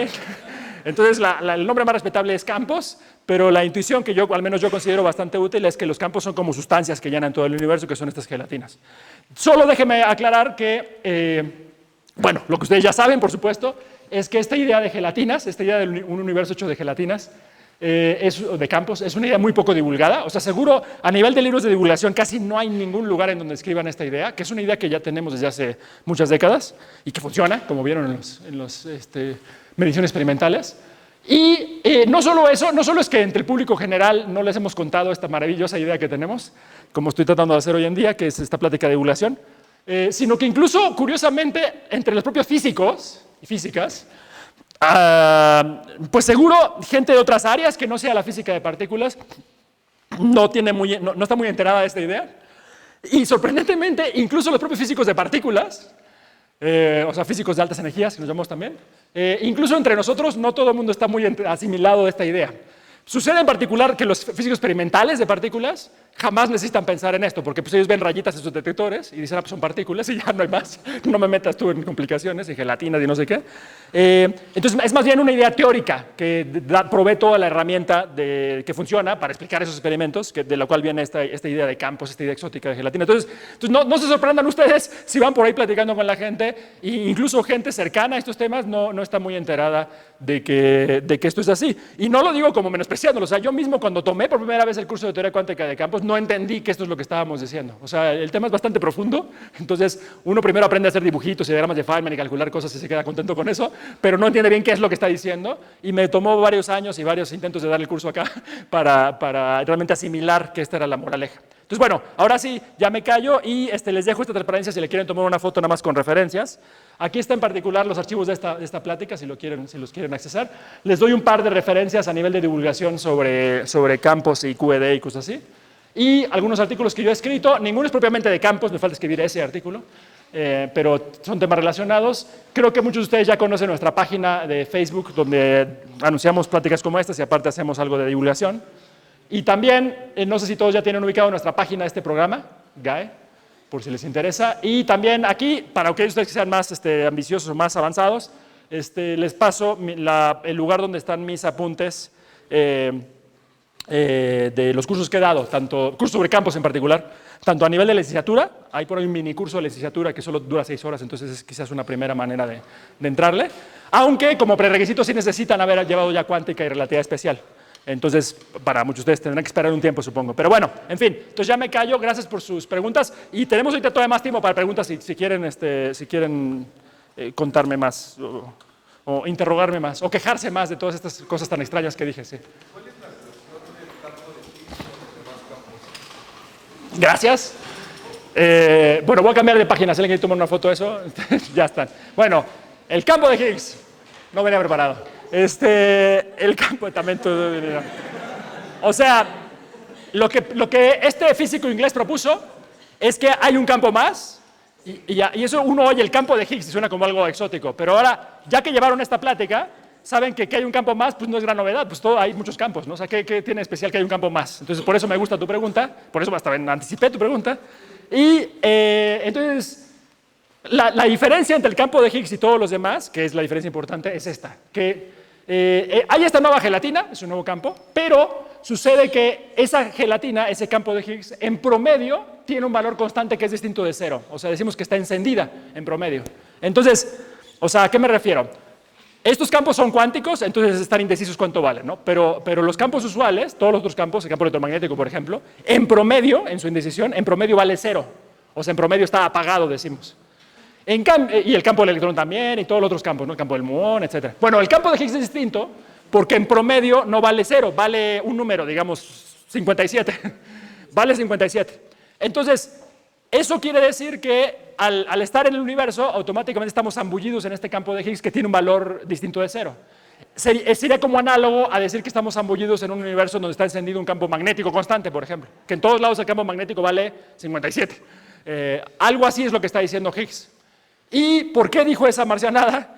O sea, él justo nos dijo que el espacio vacío no estaba nada vacío. O sea, esa es una razón todavía más de peso por la cual no está vacío. O sea, está lleno de esta sustancia que incluso está encendida.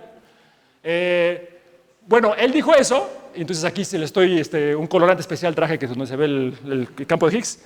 Estamos todo el tiempo zambullidos en ese campo, y resulta que sin este campo no podríamos existir, porque los electrones de los que estamos hechos, de los que están hechos los átomos, no tendrían masa si no fuera porque este campo está encendido. O sea, eso ya depende de los detalles en el modelo estándar, de cómo está adherida esta gelatina a las otras, pero resulta que justo se lo inventó de tal modo que el efecto de encenderlo es hacer que parezca que los electrones y otras partículas tengan masa. Y en cambio, si lo apagáramos, o si no existiera el campo de Higgs de plano, los electrones no tendrían masa. Y uno diría, bueno, ¿a quién le importa si los electrones tienen masa o no? Hasta mejor para que adelgacemos, ¿no? Pero el punto es que si los electrones no tuvieran masa, según la relatividad especial, tendrían que moverse siempre a la velocidad de la luz.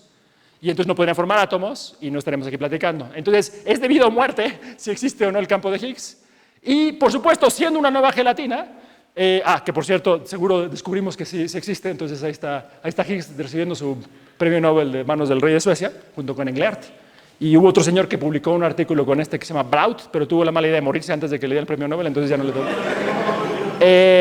Bueno, lo que se anunció hace 7 años fue que se descubrió la partícula de Higgs, y eso fue lo que dio lugar a que se diera el premio Nobel.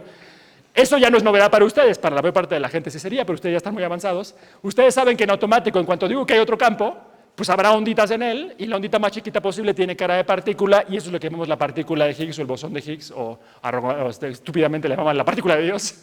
Entonces, eso es lo que se descubrió. Se descubrió la partícula de Higgs, pero realmente no nos importa en sí mismo la partícula de Higgs, lo que nos importa es que es la comprobación de que existe la gelatina de Higgs, el campo de Higgs. Y la gelatina de Higgs es lo que explica que las cosas tengan masa. Entonces, en otras palabras, lo que hizo el LHC para descubrir el Higgs es golpear esto que pensábamos que era el vacío, pero que ahora sabemos que está lleno de la gelatina de Higgs, con la violencia suficiente para crear una ondita, la ondita más chiquita posible en esa gelatina, y eso es lo que es la partícula de Higgs, golpear el vacío para crear eso. Entonces, una razón más clara por la cual el vacío no está vacío, ¿no? Entonces, esto para producir la partícula de Higgs. Y noten que hay dos ideas distintas, ¿no? Una es el campo de Higgs en sí, que siempre está en todos lados, no hay que hacer ningún esfuerzo para que esté, ahí está aquí adentro de nosotros y así, por eso es que existimos. Por otro lado, la partícula de Higgs es la olita minúscula sobre y es así que hay que esforzarse para crearla. Y de hecho, incluso después de crearla se desaparece después de algo así como una cuatrillonésima de segundo. Entonces, cuesta trabajo detectar que anduvo por ahí. Pero bueno, entonces esa es la historia del Higgs. Gracias por darme pretexto para darles 10 minutos más de plática. Sí. ¿Dices que una partícula es como la manifestación con menos energía de un campo? Sí, una partícula es la excitación con menos energía de un campo cuántico, sí. ¿Una con una excitación con más energía debería durar una partícula más energética o materia daría lugar a... Buena pregunta también. ¿Ves que les decía este patrón que hay en el oscilador armónico, o sea, en una araña en su columpio? Que es que uno le puede dotar de una energía que es, yo llamé un poquitín, o el doble de eso, o el triple de eso, o así. Igual sucede con la gelatina esta, y entonces uno puede tener justo esa cantidad mínima de energía, o el doble, o el triple, o el cuádruple, etc. Y eso lo que representa es, bueno, desde el punto de vista de la gelatina, representa una onda cada vez más intensa, ¿no? Cada vez con una amplitud mayor, que eso es lógico. Pero desde el punto de vista de partículas, interesantemente, el hecho de que la energía sea exactamente el doble, o el triple, o el cuádruple, la interpretación que tiene es que ahora hay dos partículas, o tres partículas, o cuatro partículas. Entonces, es crucial el hecho de que el campo sea cuántico, y por eso haya esta cosa de saltitos. Porque solo por eso hay la interpretación de partículas, porque claramente como partículas pues, puede haber una, puede haber dos, pero no puede haber 1.3. Entonces, el salto ese viene totalmente de la cuántica. Así que sí, esa es otra pregunta interesante. Sí. ¿Sí? Aprovechando lo que comentaste de Higgs, Sí. vaya, si el campo de Higgs es lo que hace que todo en este universo tenga materia, salvo los fotones. Que tenga masa. Sí. Uh-huh. Pero como que estaría raro, ¿no? Porque primero dijiste que el campo electromagnético y el del electrón están como pegados, que por ahí podrían adherir. Pero si tienes el campo de Higgs, pues uno tendría que mover al otro por el simple hecho de que uno tiene masa. Y si no, pues tendría que estar como que disjunto. Pero en dado caso, pues si tú tienes como tres gelatinas estilo de Mickey Mouse, digamos, entonces una perturbación que de algo que no tiene masa llegaría a algo que tiene masa y luego volvería a algo que no tiene masa. Sí, así es tal cual como tú dices. O sea, lo que tú dices en resumen es que para que el campo de Higgs haga parecer que los electrones tienen masa, pues tiene que ser que el campo de Higgs está adherido a la gelatina del electrón, pues si no, ¿cómo se va a enterar los electrones que está ahí en la gelatina de Higgs, ¿no? Y está adherido de una manera particular. Pero ahora tú pones una cosa extra que dices, bueno, pero además nos contaste antes, si acaso te creemos, que la gelatina del campo del electrón está adherida a la gelatina electromagnética, al campo electromagnético. Y entonces eso inevitablemente implica que onditas en el campo de Higgs, en cierta manera indirecta, se pueden eventualmente escurrir al campo electromagnético, ¿no? Pueden influenciar el campo electromagnético. Eso es cierto, pero el hecho de que sea indirecto, la comunicación, tiene como consecuencia que en detalle, cuando uno ve ya las fórmulas y tal, eso no dota de masa a los fotones, que son las onditas en el campo electromagnético. O sea, sí produce ciertos efectos sobre los protones. O sea, de hecho, la partícula de Higgs, los primeros datos que se revelaron de que sí estaba por ahí, era un proceso en el cual se creaban, luego que se desaparecía la partícula de Higgs, hasta que tanto esfuerzo costó crear, se desaparecía y dejaba en su lugar, después de una cosa intermedia, dos partículas de luz, dos fotones. Entonces sí hay tal cual lo que tú dices, o sea, la consecuencia inevitable de que como estos campos están adheridos uno con otro y yo con otro, pues indirectamente el de Higgs sí está adherido al campo electromagnético. Pero a pesar de que eso es cierto, en detalle eso no hace que el fotón tenga masa, porque masa es una cierta forma particular del término que puse ahí en la fórmula esta que puse de la energía. Masa es una cosa particular y esa cosa particular no le ocurre al campo electromagnético por la presencia del Higgs. En cambio, sí le ocurre al campo del electrón. Y por cierto, ya que lo preguntaste, puedo decir una cosa más respecto a tu pregunta, que es distintas partículas elementales tienen distinta cantidad de masa. O sea, los electrones tienen una masa mirruñita y unas partículas muy pesadas que se llaman zeta, que son como parientes de los fotones, pero gordos, tienen una masa, si no mal recuerdo, es como 180.000 veces más pesada que los electrones, o sea, muchísima. Pero ambos vienen de la gelatina del Higgs. O sea, si apagáramos la gelatina del Higgs, o si no existiera el campo de Higgs, ni los electrones ni los zetas tendrían masa. Pero entonces, ¿cómo explicamos que uno tiene muchísima más masa que la otra? Pues justamente tiene que ver con qué tan adherida está el campo del zeta al campo del Higgs, a diferencia del campo del electrón al campo de Higgs. O sea, ese término que acopla a los dos, como lo que les mostré que acopla que adhiere al campo electromagnético del campo del electrón. Hay un numerito enfrente, ese numerito justo, que por cierto es la carga eléctrica en ese caso, ese numerito es lo que nos dice qué tanto se pelan entre sí esas dos gelatinas o esas dos partículas.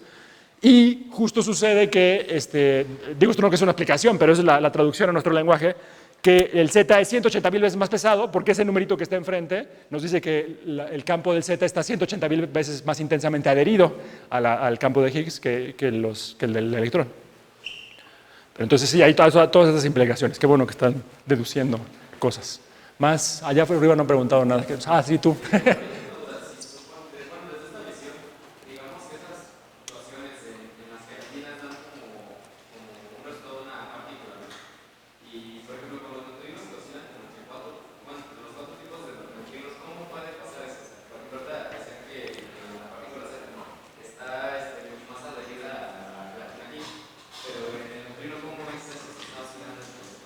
Sí, entonces repito tu pregunta para que nos oiga la gente del futuro que nos está viendo en video.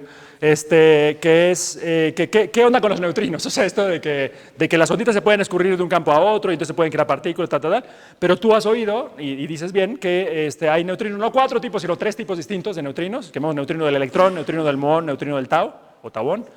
Y resulta que hemos descubierto que esos objetos pueden cambiar de identidad en el camino. O sea, las reacciones en el Sol no solo se crea mucha luz, muchos fotones, sino además se crean muchos neutrinos, pero son neutrinos del tipo que llamamos neutrinos del electrón.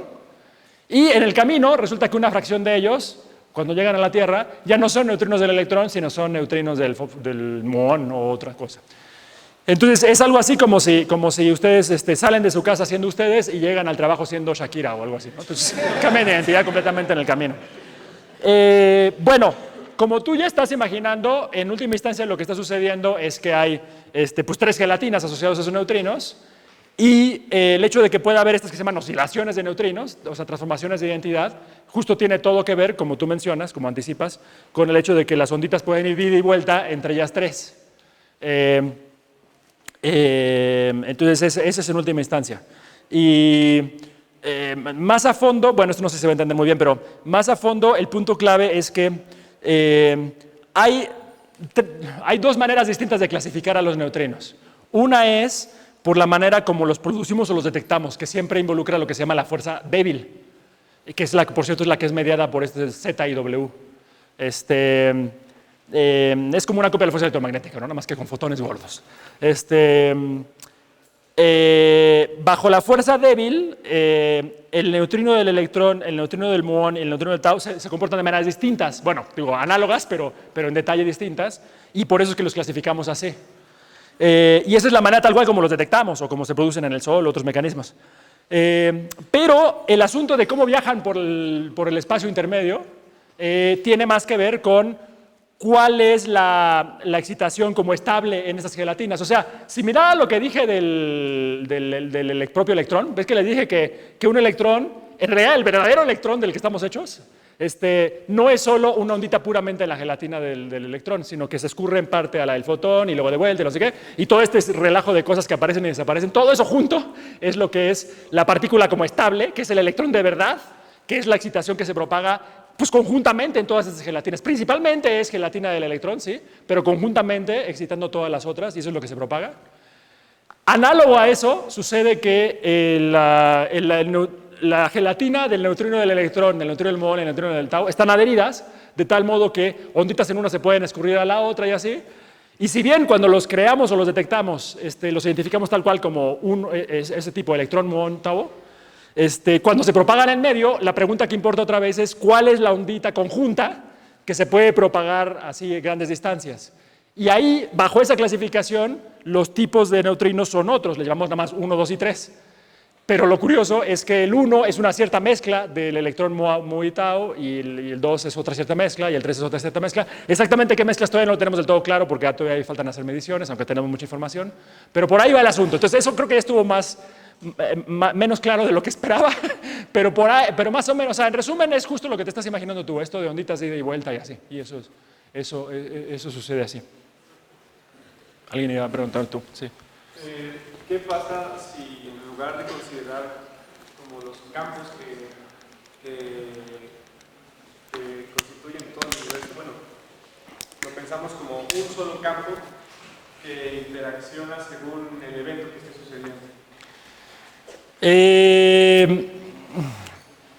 Bueno, pero ¿te refieres como un solo campo más sofisticado? O sea, que un campote que incluya a todos los otros.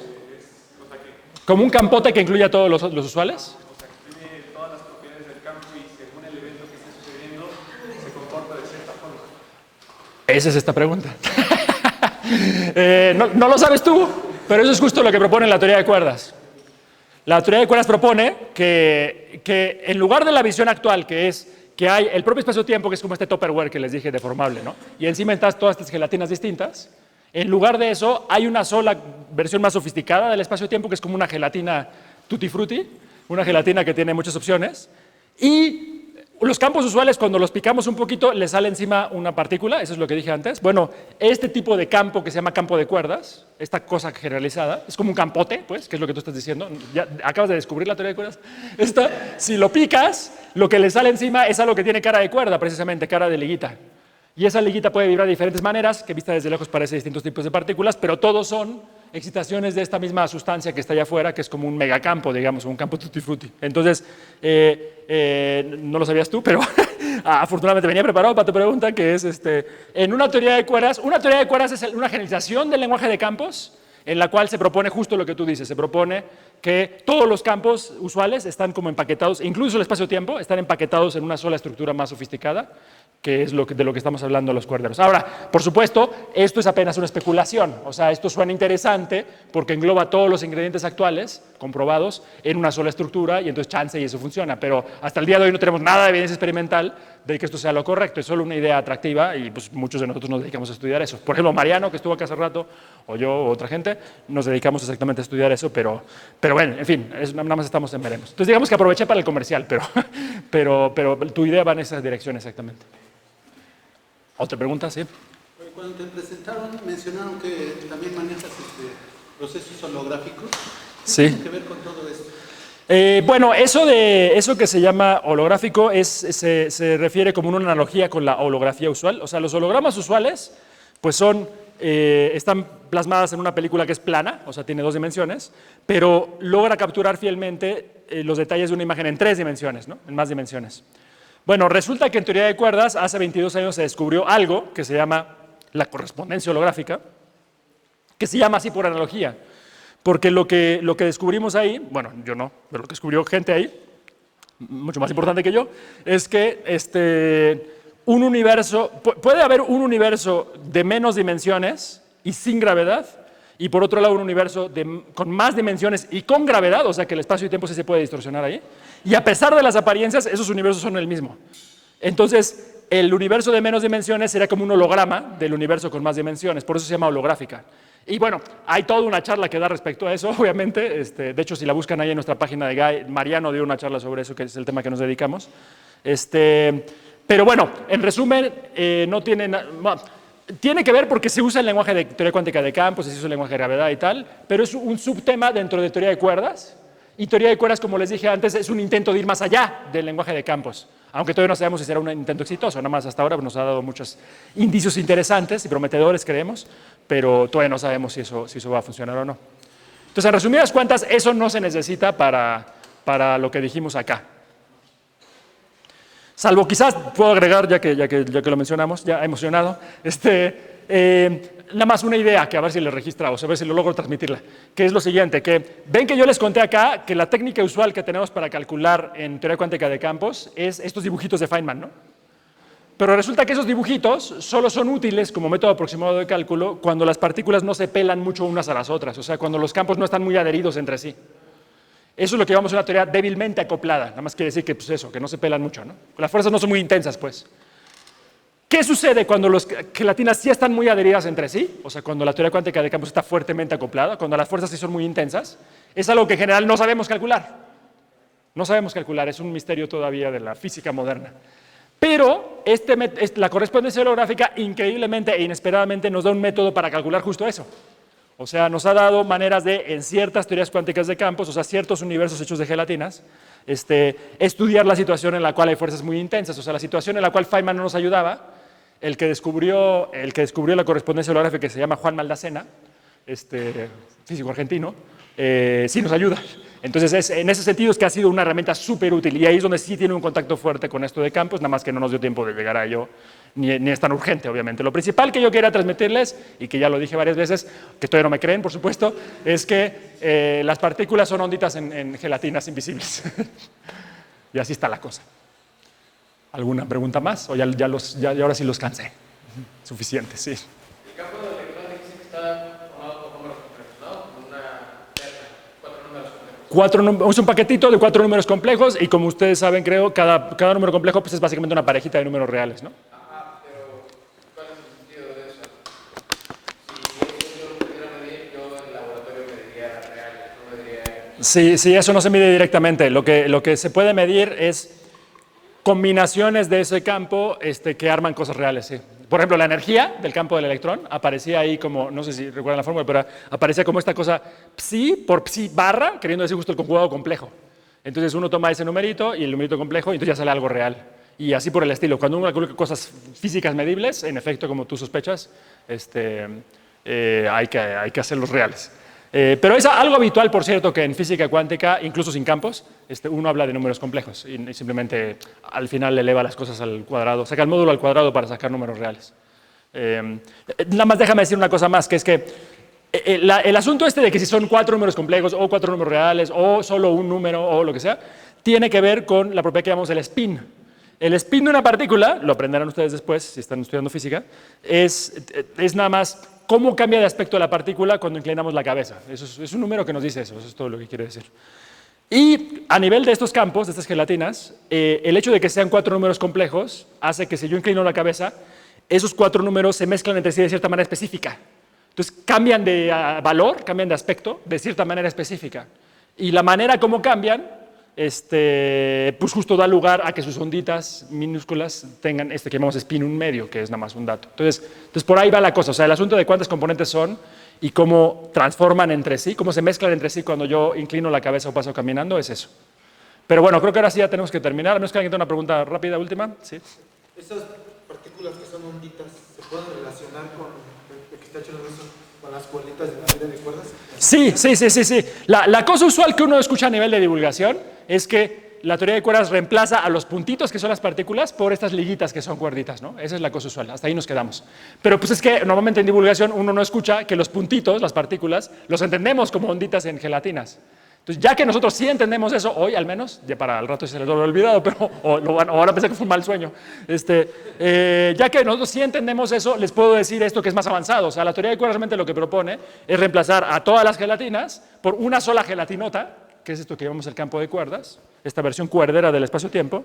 Y ahora lo que sucede es que cuando picamos esa gelatinota, esa gelatina tutti frutti, le sale encima una cuerdita. Pero entonces las distintas maneras de vibrar de esa cuerdita, que vistas desde lejos parecen distintas partículas, como el electrón, el fotón, etc., son en última instancia distintas maneras de vibrar de la propia gelatinota. Entonces sí, esa es la idea. Bueno, ahora sí tenemos que acabar porque se nos acaba el tiempo acá, pero bueno, muchas gracias por su paciencia. Si quieren preguntar algo en corto ahorita mientras nos salimos, con gusto, nada más que tenemos que... Sí. Nada más, o sea, tenemos que salirnos simplemente porque tenemos aquí apartado el lugar solo hasta las 3 y tienen que retirar las cosas antes. Pero si alguien tiene interés, podemos ahorita platicar en corto acá afuera sin problema. Bueno, muchas gracias otra vez por venir y nos vemos en un mes para la charla que sigue, que va a ser de cosmología.